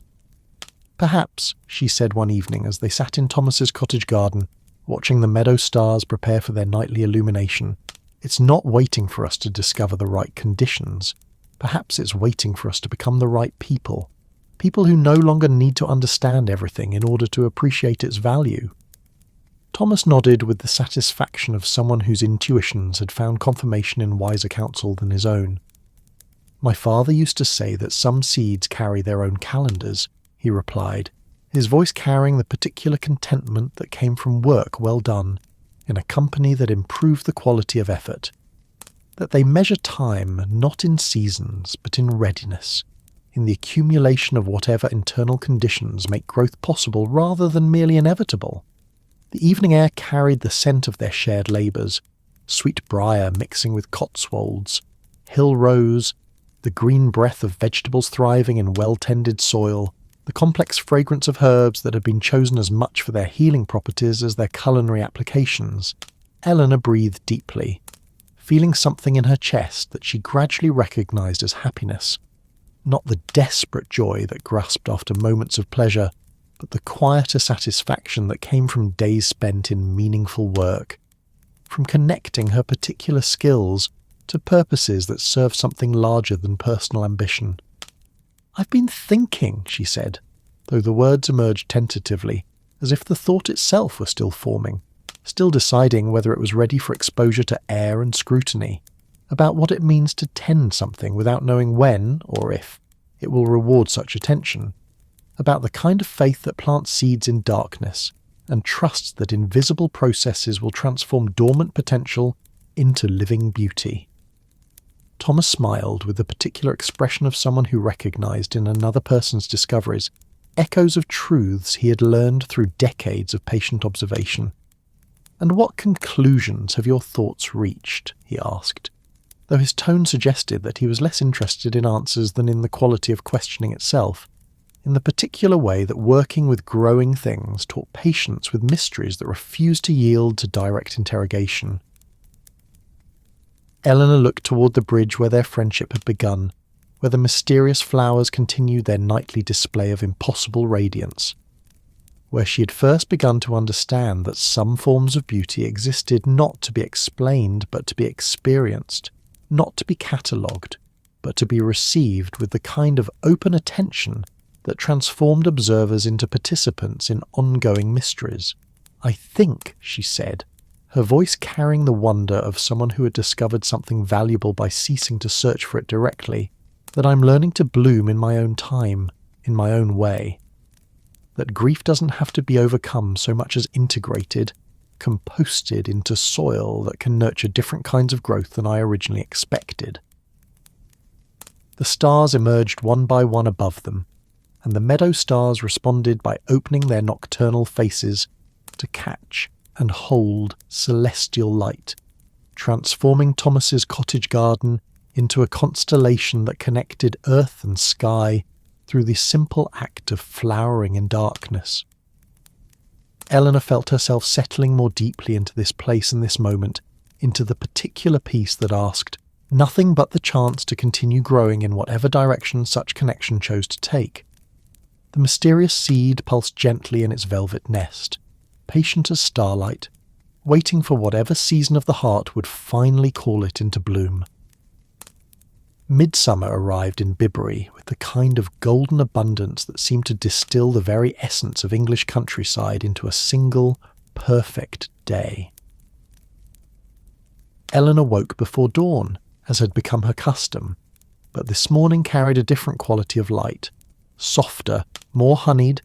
as if the sun itself understood that this was a day set apart from ordinary time, a day when the village would gather to celebrate the fullness of summer and the particular magic that happened when community and season aligned in perfect harmony. The midsummer celebration was one of Bibury's oldest traditions, predating even the Norman stones of the church, reaching back to times when the Celtic inhabitants of these hills marked the year's turning with ceremonies that acknowledged the sacred relationship between human life and the rhythms of earth and sky. The festival had evolved over the centuries, absorbing Christian symbolism and Victorian propriety, but at its heart it remained what it had always been, a recognition that certain moments in the calendar demanded not just observance but participation, not just acknowledgement, but joy. Eleanor dressed with particular care, choosing the simple linen dress she had purchased from Mrs. Pemberton's shop, dyed the soft green of new leaves, and cut in the practical style favoured by women who valued freedom of movement over fashion's restrictions. The fabric breathed against her skin in the morning warmth, and she found herself thinking of how much her relationship with clothing had changed during her weeks in Bibury.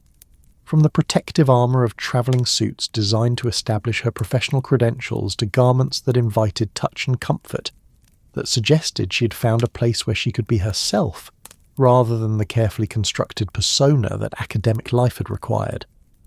Thomas was waiting by the bridge, as she had known he would be, but this morning he had brought company a wheelbarrow loaded with baskets and garden shears, lengths of ribbon, in colours that echoed the heritage flowers they had coaxed into bloom throughout the village, and an expression of quiet anticipation that reminded Eleanor of children on Christmas morning, carefully containing their excitement until the proper moment for its release arrived.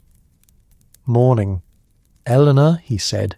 his greeting carrying the particular warmth that had developed between them over weeks of shared labour, shared stories, shared recognition of mysteries that demanded reverence rather than explanation. Ready to dress our old bridge in her midsummer finery, she's been waiting centuries for flowers like these to grace her stones again. Eleanor smiled, feeling something expand in her chest that she gradually recognised as pure happiness, not the complicated joy that required justification or the desperate pleasure that feared its own transience, but the simple satisfaction that came from meaningful work undertaken in good company on a day that promised to be filled with exactly the kind of beauty that made all the difficulties of ordinary life seem worthwhile. They began with the sweet briar, the variety that had been their first shared success, whose climbing stems had grown strong enough to support elaborate arrangements without damage to either plant or stone. Thomas demonstrated the technique his great-grandmother had taught him for weaving flowers into garlands that would hold their shape throughout the day's festivities, not binding them so tightly that their natural grace was lost, but creating structures that allowed each bloom to contribute to a larger pattern while maintaining its individual character. The secret, Thomas explained as his weathered fingers worked among the rose stems with the patient precision of someone who had learned that beauty could not be hurried, is to let each flower find its own place in the arrangement, rather than forcing it into positions that fight against its natural inclinations. My great-grandmother always said that flowers were like people. In that regard, they contributed their best when they were allowed to be themselves rather than moulded into shapes that satisfied someone else's idea of how they ought to appear. Eleanor watched his hands create patterns that seemed both deliberate and spontaneous, arrangements that captured the eye without demanding attention, that enhanced the bridge's ancient stones rather than competing with their weathered dignity. She had seen similar garlands in her travels, the elaborate floral displays that marked festivals throughout Britain. But there was something different about these arrangements, something that spoke of deeper understanding than mere decoration, of recognition that the flowers and stones and water and sky were all part of a single complex conversation about the nature of beauty and belonging. As the morning progressed, other villagers began to arrive, drawn by the sound of quiet laughter and the sight of the bridge gradually transforming under Eleanor and Thomas's patient attention. Mrs. Pemberton appeared with a basket of ribbon and a thermos of tea that steamed fragrantly in the warming air, settling onto a wooden stool she had thoughtfully brought from her shop to watch the proceedings with the satisfied expression of someone whose neighbours were fulfilling her deepest hopes for community celebration. "Haven't seen the bridge dressed proper in 20 years or more," she observed, her voice carrying the particular contentment that came from witnessing traditions revived after seasons of dormancy. "My grandmother used to tell stories of midsummer festivals when she was a girl, when every cottage garden contributed something to the bridge's decoration, when the whole village turned out to honour the season's fullness. Mr. Davies arrived next, having closed his forge early in honour of the day, his massive hands surprisingly gentle as he helped lift garlands into position along the bridge's stone parapet. His participation seemed to signal some kind of permission to the rest of the village,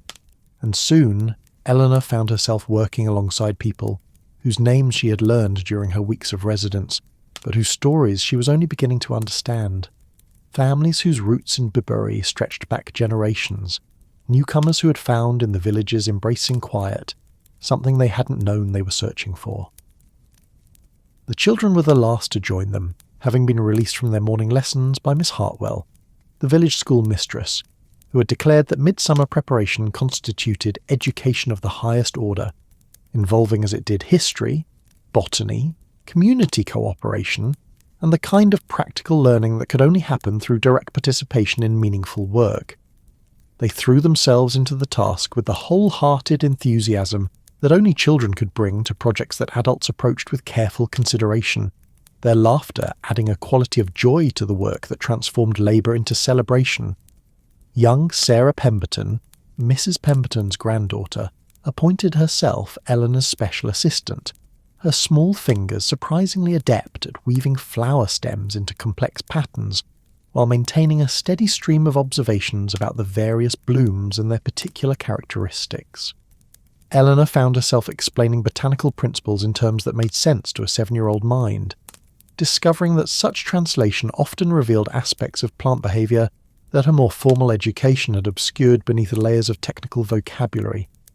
"Why do the meadow stars only bloom at night?" Sarah asked, her question carrying the kind of directness that cut through decades of scientific theorising to reach the heart of mystery. "Don't they want to see the sun?"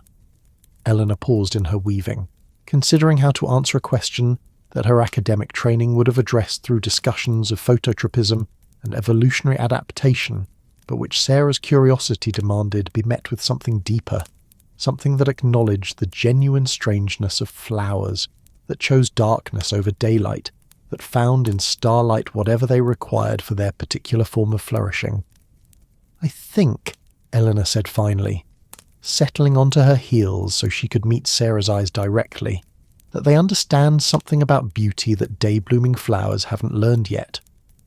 They know that some kinds of light are too precious to share with everyone, that there's something magical about flowers that only people who are willing to stay awake and look carefully can ever see properly. Sarah nodded with the grave satisfaction of someone whose questions had been taken seriously, whose curiosity had been met with answers that respected both mystery and understanding. She returned to her weaving with renewed concentration, and Eleanor felt a particular warmth spread through her chest as she realised that she had just participated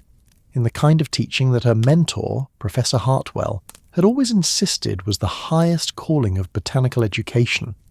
Not the mere transmission of facts, but the cultivation of wonder that could sustain a lifetime of careful observation and patient inquiry. By midday, the bridge had been transformed into something that belonged simultaneously to the medieval world that had built its stones and the living present, that had dressed it in flowers that seemed to capture and hold the golden light of summer at its fullest expression. The sweet briar created graceful swags along the parapet, its pink blooms releasing their ancient fragrance into air that already carried the scent of river water and limestone, of grass growing in meadows where sheep grazed beneath skies so blue they seemed to have been painted by someone who understood that certain days demanded colours that existed nowhere else in nature's palette. The Cotswold's hill rose added deeper notes to the arrangement, its complex blooms shifting through shades of gold and cream and sunset pink as the light changed throughout the day, creating patterns that seemed to breathe with the river's gentle rhythm. But it was the mysterious flowers from Thomas's bridgeside garden that provided the arrangement's true magic, their opalescent petals catching and transforming the abundant sunlight into something that seemed to come from sources beyond the ordinary spectrum, creating an effect that made the entire bridge appear to glow with inner radiance. "She's never looked more beautiful," Thomas said, his voice carrying the particular satisfaction of someone whose lifetime of labour had culminated in a moment of perfect fulfilment. Great-grandmother would have been proud to see her dressed in flowers that carry the genetic memory of hills she wandered decades ago, of meadows that exist now only in the seeds she had the wisdom to preserve. Eleanor stepped back to survey their morning's work, feeling something that went deeper than mere artistic satisfaction. The bridge looked as if it had been designed specifically for this purpose, as if the medieval stonemasons had somehow anticipated that one day their creation would serve as a framework for displaying flowers that connected the present moment to traditions that stretched back to times when human beings understood their place in the natural world as participants, rather than merely observers, as partners in ongoing conversations about beauty and meaning, and the particular responsibilities that came with being creatures capable of recognizing wonder when it presented itself. The formal celebration began at sunset, when the entire village gathered on the green that stretched between the church and the river, bringing with them the kind of feast that only communities could create, contributions that reflected not just individual generosity, but the collective understanding that certain occasions demanded more than ordinary hospitality, that required the pooling of resources and talents in service of something that belonged to everyone and no one, that created meaning through the simple act of sharing abundance with neighbours who had become something approaching family. Eleanor found herself seated between Thomas and Mrs. Pemberton, at a long table that had been constructed from planks and sawhorses, its improvised nature somehow adding to rather than detracting from the formality of the occasion. The food spread before them represented the best that Bibury's gardens and kitchens could offer. Fresh bread still warm from ovens that had been fired before dawn, butter churned that morning from cream so rich it seemed to contain concentrated sunshine. Vegetables picked at their peak of ripeness, and prepared with the kind of attention that transformed simple ingredients into expressions of care and community. But it was the flowers that made the meal memorable, arrangements that Thomas and Eleanor had created specifically for the tables, combinations of heritage varieties that released their fragrances as the evening air cooled, creating an atmosphere that seemed to exist outside ordinary time, that connected the assembled villagers to celebrations that had taken place on this same green for centuries, that would continue long after the present generation had contributed their own stories to the accumulated wisdom of place and tradition. As the light faded and the first stars appeared above the church spire, lanterns were lit and placed among the table arrangements, their warm glow mixing with the natural luminescence of the meadow stars that had been woven throughout the garlands. Eleanor felt herself settling into a peace she hadn't experienced since childhood. The particular contentment that came from being exactly where she belonged, surrounded by people who had welcomed her, not as a visitor, but as someone whose presence improved the quality of community life, whose skills and stories had become part of the village's ongoing conversation about what it meant to live well in a particular place. "Look," Sarah whispered, tugging at Eleanor's sleeve with the urgency of someone who had spotted something wonderful that adults might miss if not properly alerted. "Look at the bridge." Eleanor turned toward the river and caught her breath. The bridge stood outlined against the darkening sky like something from a fairy tale, its flower garlands glowing with a radiance that seemed to come from within the blooms themselves, rather than from any external source. The mysterious flowers that Thomas tended by the water's edge had begun their nightly display, their opalescent petals creating patterns of light that reflected in the river column's dark surface, transforming the ancient stones into something that belonged simultaneously to the medieval world that had built them and to realms of possibility that existed beyond the boundaries of ordinary experience.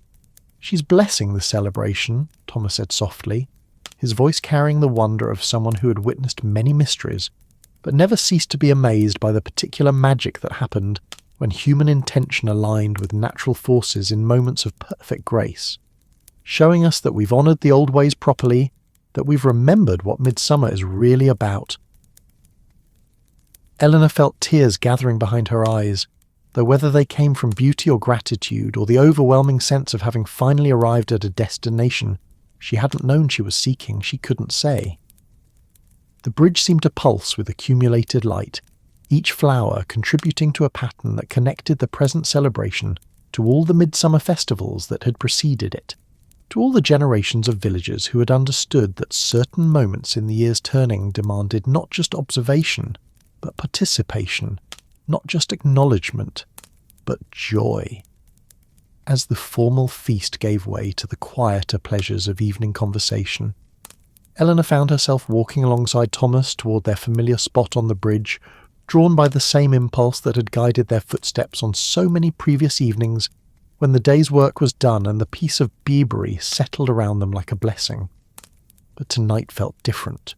charged with significance that went beyond their usual companionable silence, weighted with the kind of importance that suggested something was about to change, to transform, to reveal itself in ways that would reshape her understanding of what the future might hold.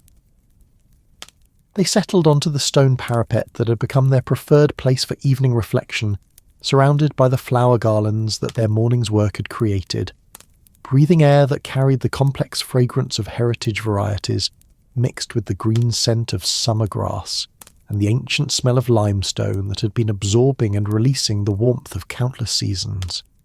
The mysterious flowers continued their gentle display,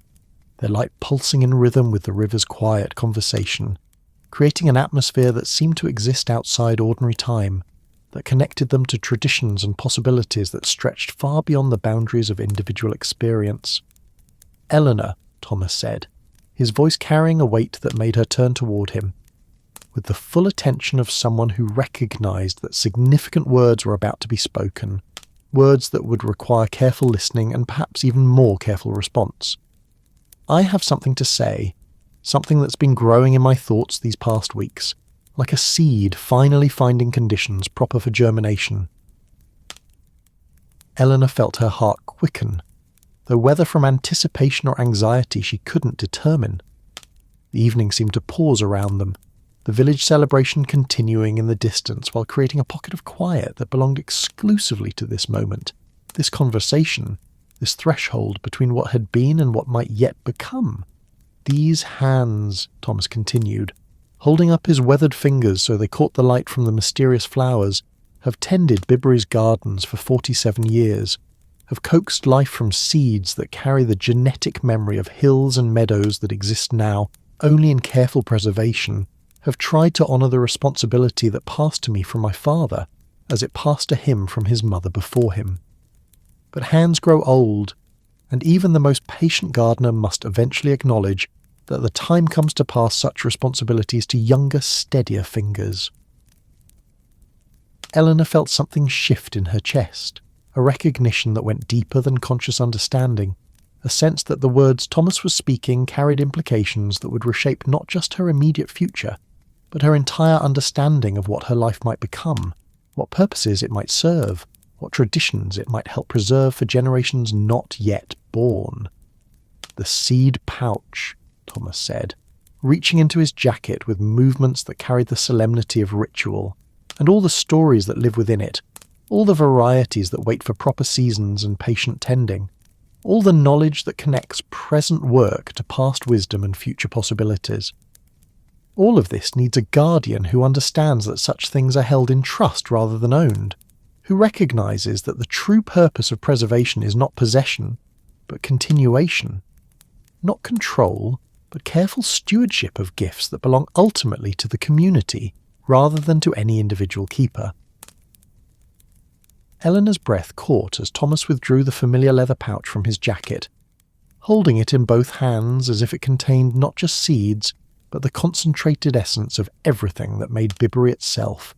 everything that connected the present moment to centuries of patient labour and careful attention of people who had understood that certain forms of beauty required protection from a world increasingly organised around efficiency rather than wonder. "I offer this to you," Thomas said, his words carrying the weight of ceremony, of recognition, of trust that went deeper than mere friendship. Not because you need it, but because it needs you.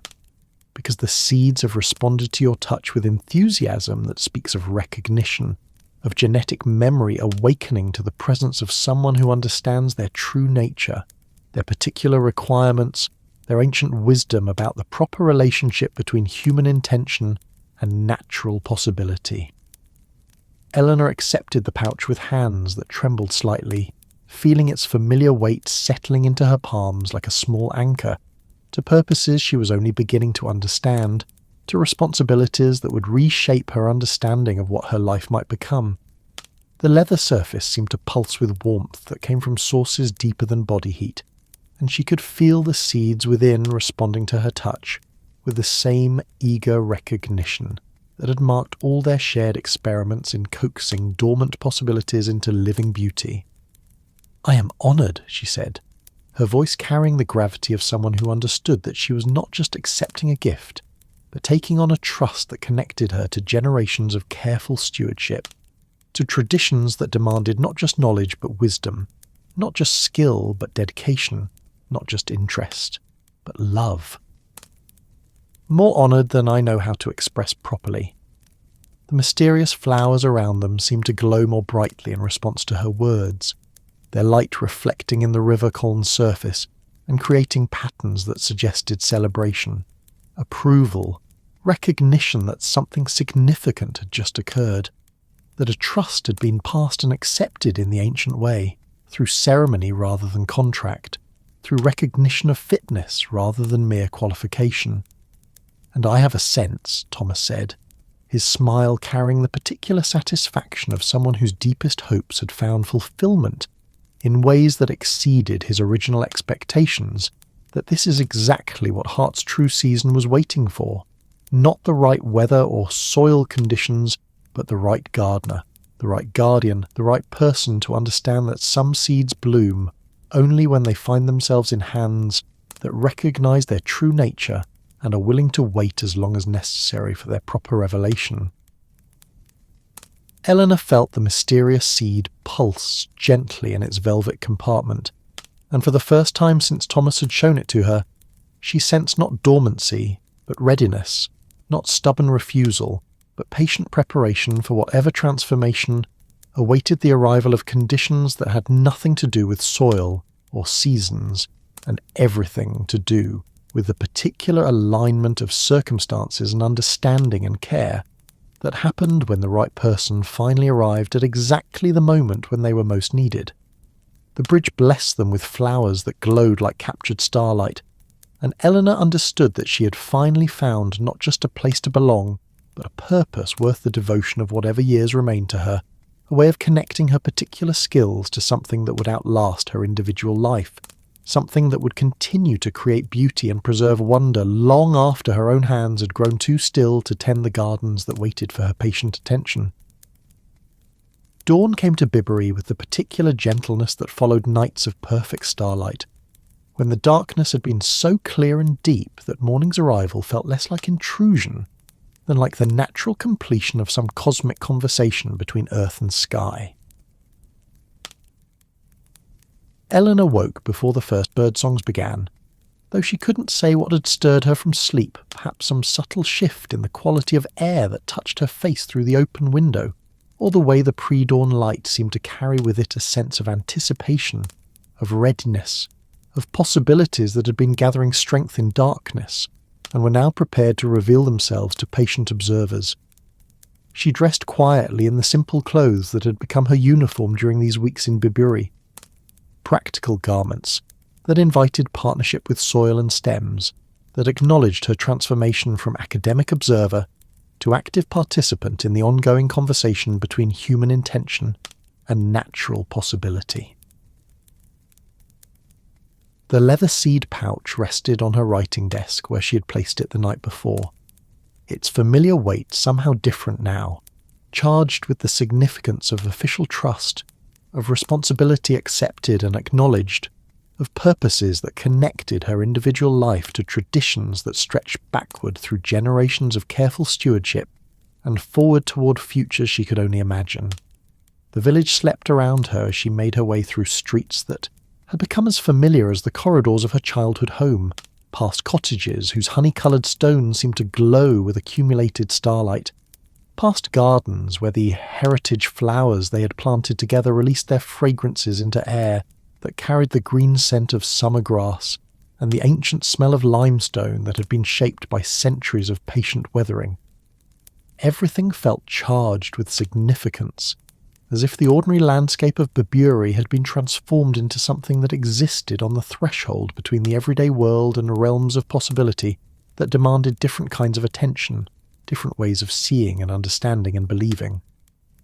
Thomas was waiting by the bridge, as she had known he would be, though this morning he had brought with him not the usual tools of gardening, but a small wooden box that she recognised as the container where he kept his most precious implements. The trowel his great-grandmother had used for her most delicate plantings, the measuring spoon that had been carved from applewood by his father's careful hands, the collection of small bottles that held water drawn from springs that bubbled up in hidden corners of the Cotswolds, places where the earth revealed its deepest secrets to those who knew how to look and listen with proper attention. "Morning, Eleanor," he said, his greeting carrying a quality of ceremony that acknowledged the significance of what they were about to undertake, the importance of this particular dawn in the ongoing story of Bibury's botanical heritage. "The morning feels right, doesn't it? As if everything, the stars, the air, the very stones of the bridge, has been waiting for exactly this moment, this combination of circumstances and redness and understanding that happens so rarely that most people never witness it at all." Eleanor nodded, feeling the truth of his observation settle into her bones like certainty, like recognition of something she had always known but never quite been able to articulate. The morning did feel different, charged with potential, pregnant with possibilities that seemed to shimmer just at the edge of visibility, waiting for the right action to call them into manifestation. The mysterious flowers that had bloomed beside the bridge for these many weeks pulsed with gentle radiance, their opalescent petals catching and holding the pre-dawn light, as if preparing to witness something that would justify their own impossible existence. "I dreamed about it," Eleanor found herself saying, though she hadn't planned to share the vision that had visited her sleep, the images that had felt more like memory than imagination, more like prophecy than mere dreaming. "I saw the seed opening in soil that seemed to contain starlight, releasing roots that reached not just down into earth but somehow through time itself, connecting present moments to all the seasons that had preceded them, To all the gardeners who had worked this ground with patience and love and the particular kind of hope that plants seeds without knowing what form their eventual flowering might take. Thomas smiled with the expression of someone whose deepest intuitions had found confirmation in unexpected sources, whose lifetime of patient observation had prepared him to recognise truth when it presented itself in forms that rational analysis might dismiss as mere fancy. Great-grandmother always said that the most important plantings happened first in dreams, he replied, opening the wooden box to reveal implements that seemed to glow with their own inner radiance, tools that had been sanctified by decades of faithful service, by countless acts of coaxing life from dormancy, beauty from possibility, hope from soil and seed, and the mysterious processes that transformed intention into reality. The spot they had chosen for the planting was a small depression in the earth, beside the bridge's oldest stones, a natural pocket that seemed to have been shaped by centuries of gentle erosion into exactly the right configuration for holding something precious, for providing the kind of sheltered environment that rare seeds required for their initial emergence into a world that might not understand their particular needs. The soil here was different from the earth in other parts of the garden. Darker, richer, shot through with veins of what looked like silver, but which Eleanor suspected might be something altogether more mysterious, some mineral component that existed in the borderlands between geology and magic, between the measurable and the ineffable. Thomas knelt beside the chosen spot with the careful deliberation of someone whose joints had earned their stiffness through decades of honest labour, whose body carried the accumulated wisdom of a lifetime spent in partnership with growing things. His weathered hands moved among the tools with unconscious grace, selecting the small trowel with the confidence of someone who had learned to trust his instincts, to recognise the moment when preparation met, opportunity and the perfect alignment that allowed miracles to unfold according to their own timetables rather than human expectations. The soil wants to be prepared with water from the 7 springs, Thomas said, his voice taking on the particular rhythm of someone reciting instructions that had been passed down through generations of careful practice. Knowledge that existed in the space between science and tradition, between what could be measured and what could only be felt.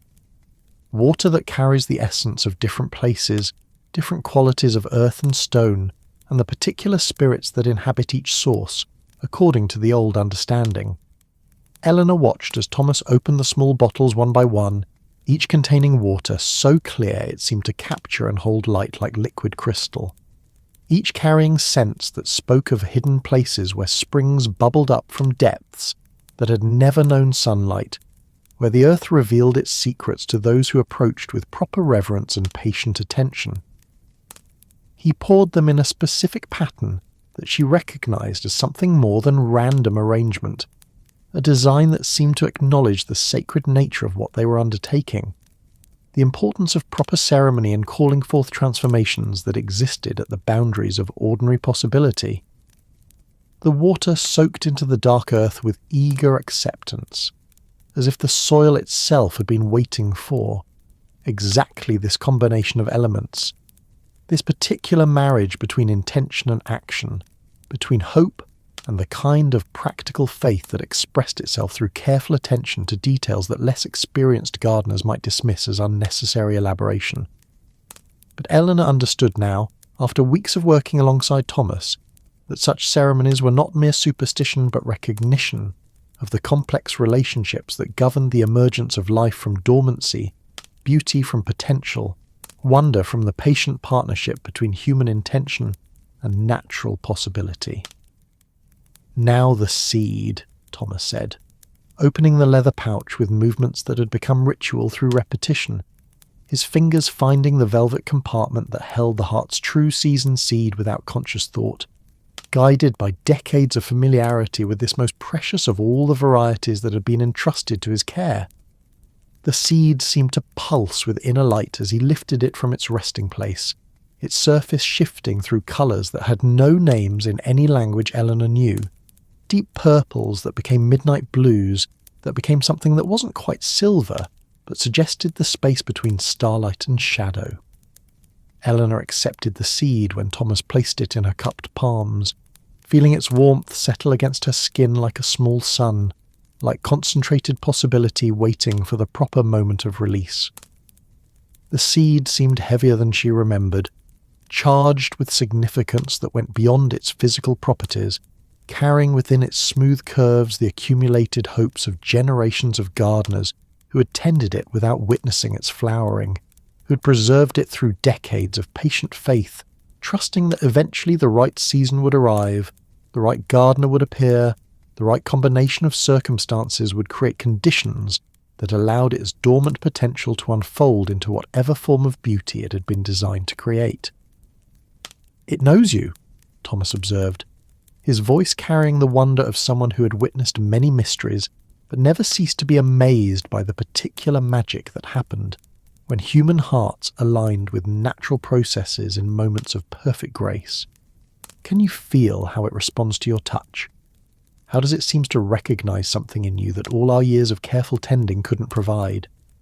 Eleanor could indeed feel something that went beyond ordinary sensation, a warmth that seemed to flow between her hands and the seed in patterns that reminded her of heartbeats, of breathing, of the subtle rhythms that governed all living things, but which became noticeable only in moments of deep quiet, deep attention, deep recognition of the connections that linked all forms of life in networks too complex for rational analysis to map completely. The seed pulsed gently against her palms, and she found herself thinking of James's hand in hers during their brief marriage, of the child she'd carried so briefly stirring in recognition of her voice, of all the forms of love that had taught her that some connections transcended the boundaries of individual existence. "I think," she said softly, her words carrying into the morning air like prayers, like promises, like seeds themselves, that it's been waiting not for the right season, but for the right understanding, for someone who had learned that grief doesn't have to be overcome so much as transformed, composted into soil that can nurture different kinds of growth than we originally expected. The sun chose that moment to break free of the horizon, sending the first direct rays of daylight across the Cotswold hills, illuminating the bridge and the river, and the ancient stones with the kind of golden radiance that seemed to transform ordinary landscape into something that belonged to realms of possibility, usually reserved for dreams and fairy tales. The mysterious flowers that Thomas had tended for so many weeks responded to the light by glowing more brightly, their opalescent petals creating patterns that seemed to pulse with the rhythm of some cosmic heartbeat, some universal conversation between earth and sky, and all the forms of life that existed in the space between material and spiritual, between measurable and miraculous.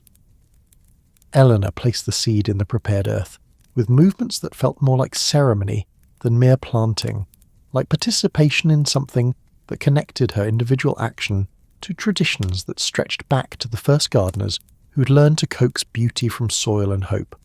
forward to futures she could only imagine, filled with people who would benefit from her patient stewardship of gifts that belonged ultimately to the community rather than to any individual keeper.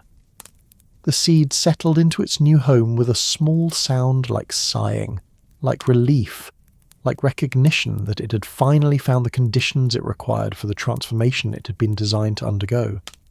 Thomas covered the seed with soil that had been blessed by spring water and starlight, by decades of patient preparation, and the kind of hope that expressed itself through actions rather than words, through faithful tending rather than desperate grasping, after guarantees that no gardener could provide. His weathered hands shaped the earth around their precious deposit, with movements so practiced they had become prayer, acknowledgement of mysteries that demanded reverence rather than explanation, participation rather than mere observation. They sat back on their heels together, two gardeners who had learned to recognize the sacred nature of ordinary moments, who understood that the most profound transformations often began with gestures so simple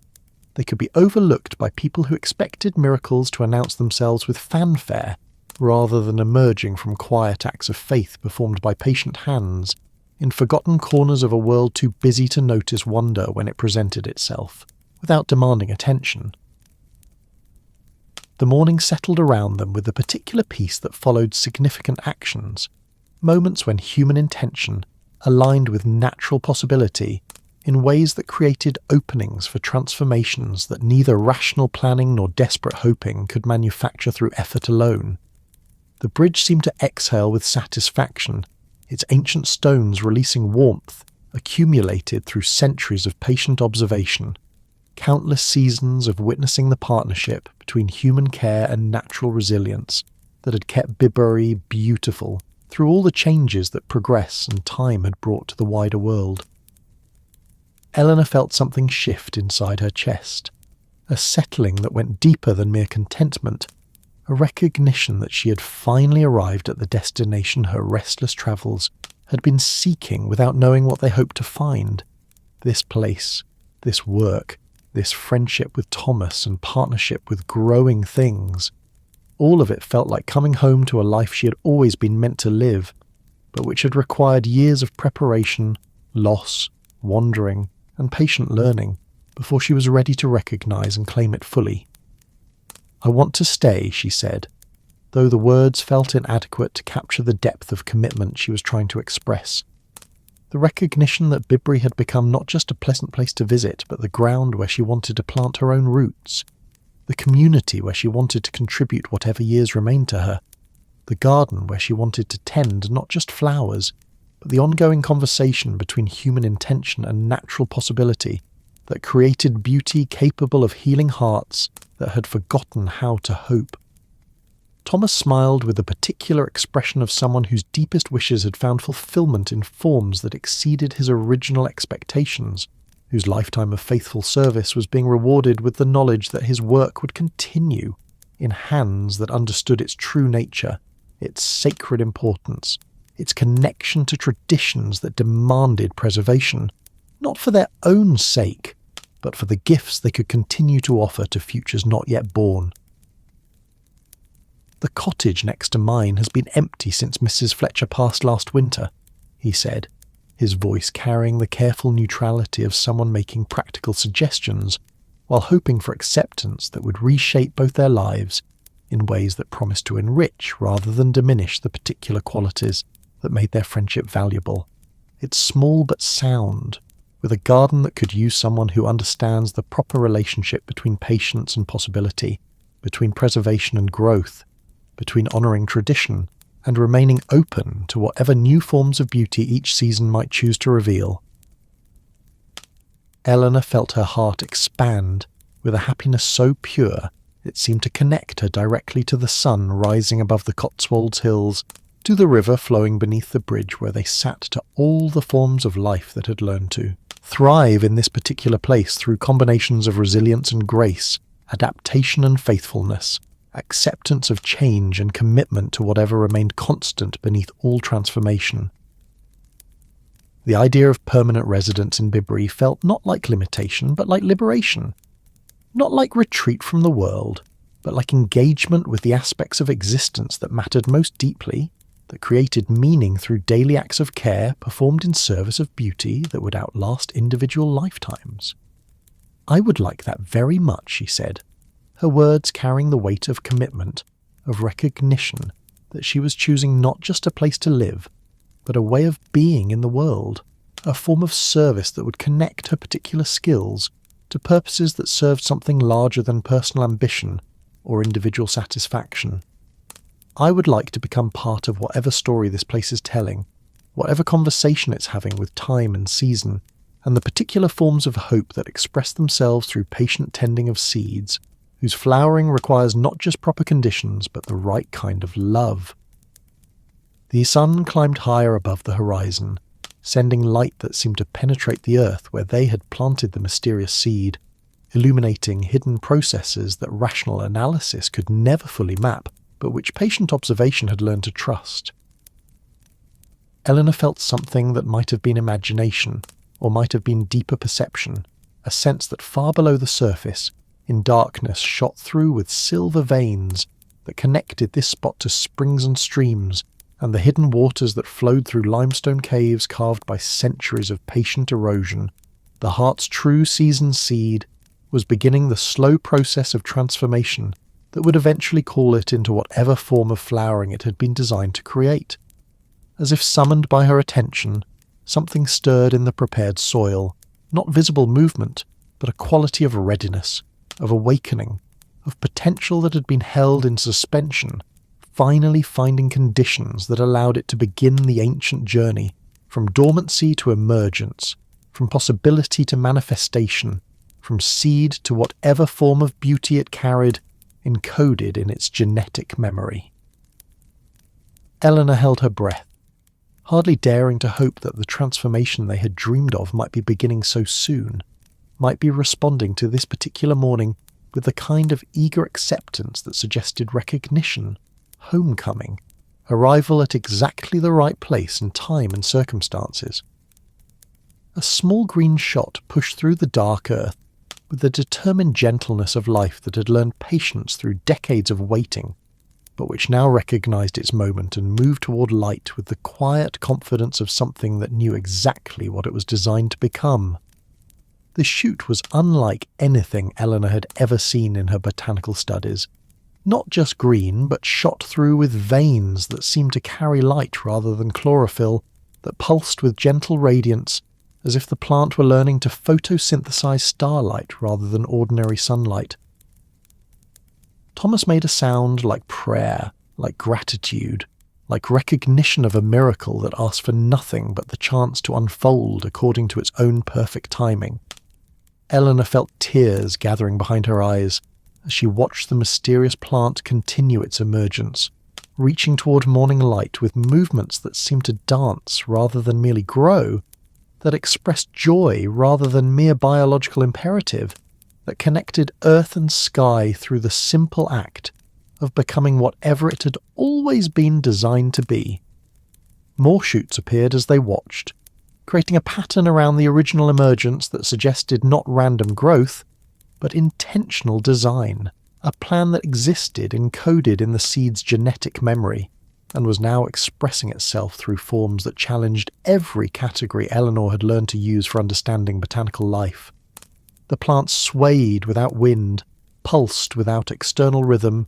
reached toward light while somehow remaining rooted in earth that seemed to glow with reflected radiance, creating an effect that made the entire planting area appear to exist in its own pocket of enhanced reality. Days passed with the particular grace that comes when anticipation finds its proper object, when waiting transforms from endurance into eager attention, when every sunrise brings the possibility of witnessing transformations that exceed all expectations, while fulfilling hopes too deep for conscious recognition. Eleanor moved her belongings into the cottage that Thomas had recommended, a simple stone dwelling that seemed to have been waiting decades for someone who would appreciate its particular combination of practicality and charm,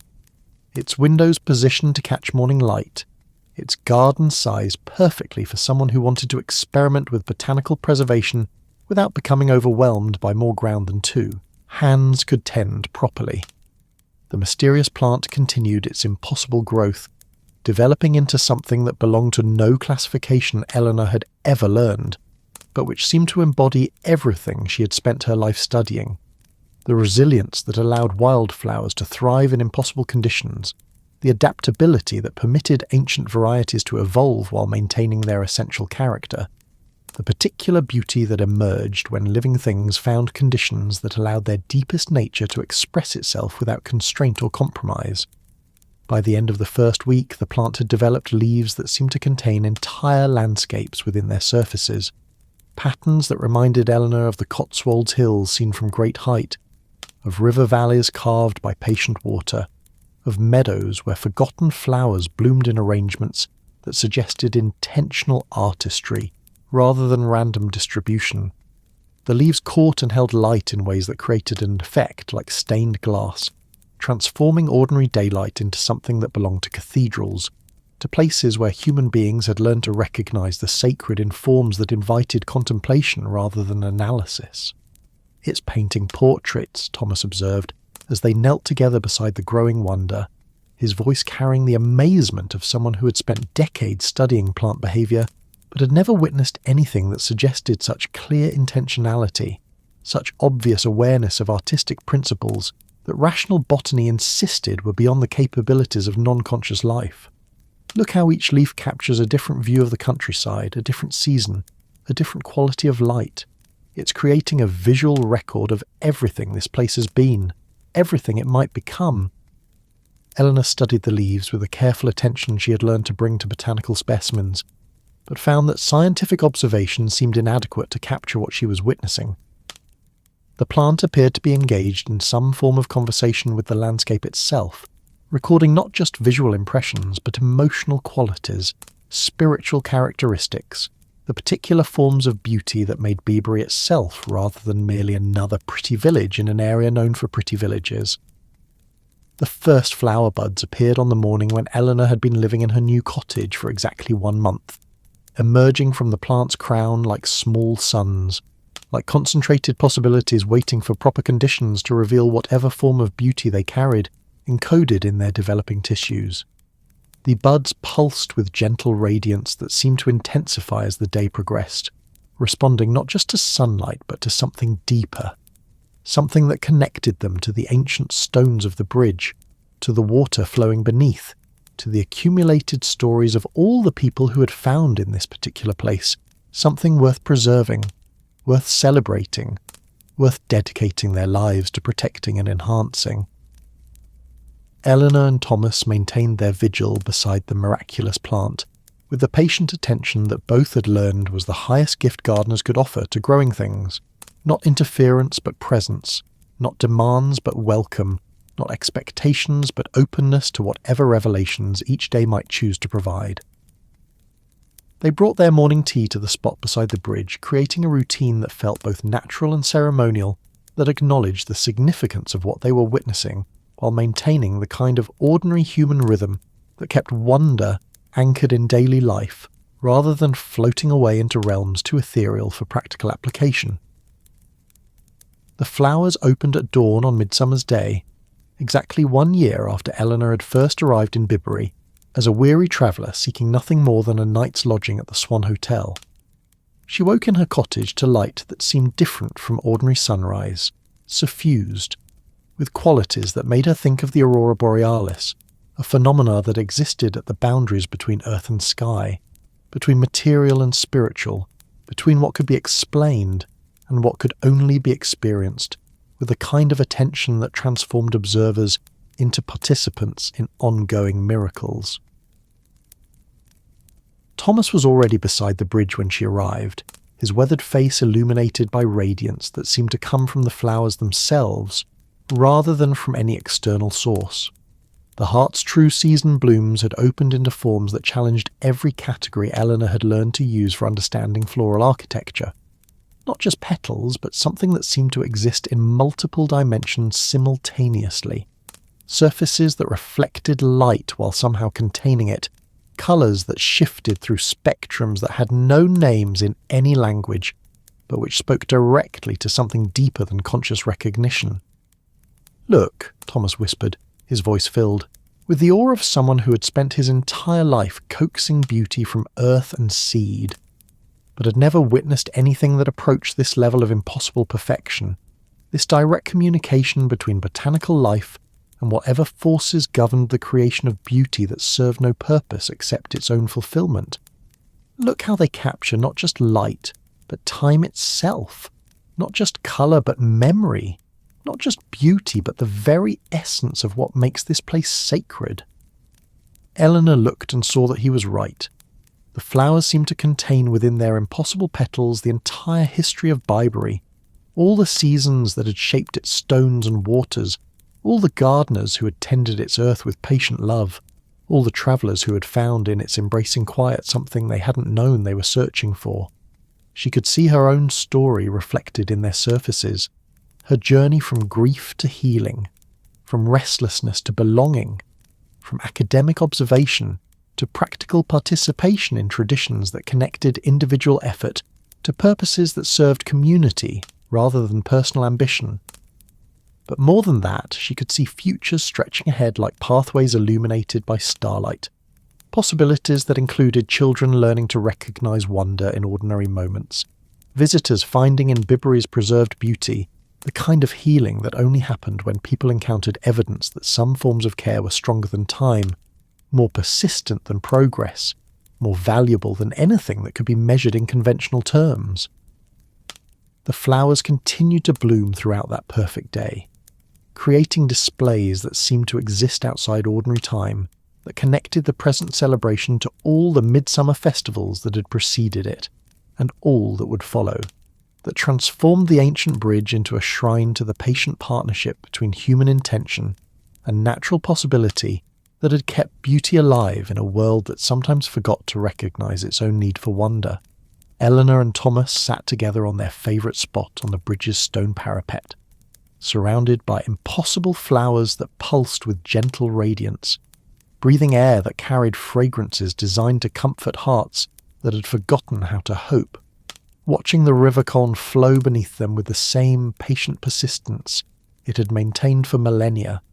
regardless of human joy or sorrow, success or failure, presence or absence. "Heart's true season," Eleanor said softly, her words carrying into the evening air like seeds themselves, like promises, like recognition of truths that could only be learned through the patient accumulation of loss and discovery, endings and beginnings, the slow composting of one form of life into soil that could nurture different kinds of growth than originally expected. Thomas nodded with the satisfaction of someone whose deepest questions had found their proper answers, whose lifetime of faithful service was being rewarded with evidence that some forms of beauty were indeed stronger than time,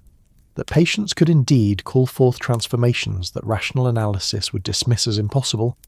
that love expressed through daily acts of care could indeed create miracles disguised as ordinary gardening. The stars emerged one by one above the Cotswolds, and the mysterious flowers responded by glowing more brightly, their radiance reflecting in the River Colne's dark surface, and creating patterns that connected earth and sky through the simple act of blooming in exactly the right place, at exactly the right time, tended by exactly the right hands, witnessed by hearts that had learned to recognise the sacred in forms that invited participation, rather than mere observation. Eleanor felt herself settling more deeply into this place and this moment, into the particular peace that came from work that served beauty rather than ambition, from friendship that had grown like the rarest of flowers into something that would continue blooming long after individual seasons had passed, long after the hands that tended it had grown still, long after the voices that shared its stories had joined the patient conversation between stone and water, memory and hope, seed and whatever unimaginable forms of flowering waited in the darkness of futures not yet born. The bridge blessed them with flowers that captured starlight and held it like promises, and Eleanor understood that some journeys indeed ended exactly where they should begin, that some forms of love expressed themselves most perfectly through patient tending of gifts that belonged to everyone and no one, that would continue creating beauty long after the gardeners who preserved them had become themselves part of the rich soil that nurtured whatever wonders each new season chose to reveal. That's our story tonight. Are you drifting off beneath the sparkling skyline of Toronto, the misty hills of Edinburgh, the moonlit temples of Bangkok, or the sea breeze nights of Athens? If this tale brought you peace, like the episode and subscribe for more nights like this. Let the quiet guide you. Let your dreams unfold. Sleep gently now, wherever you are in this wide and wondrous world.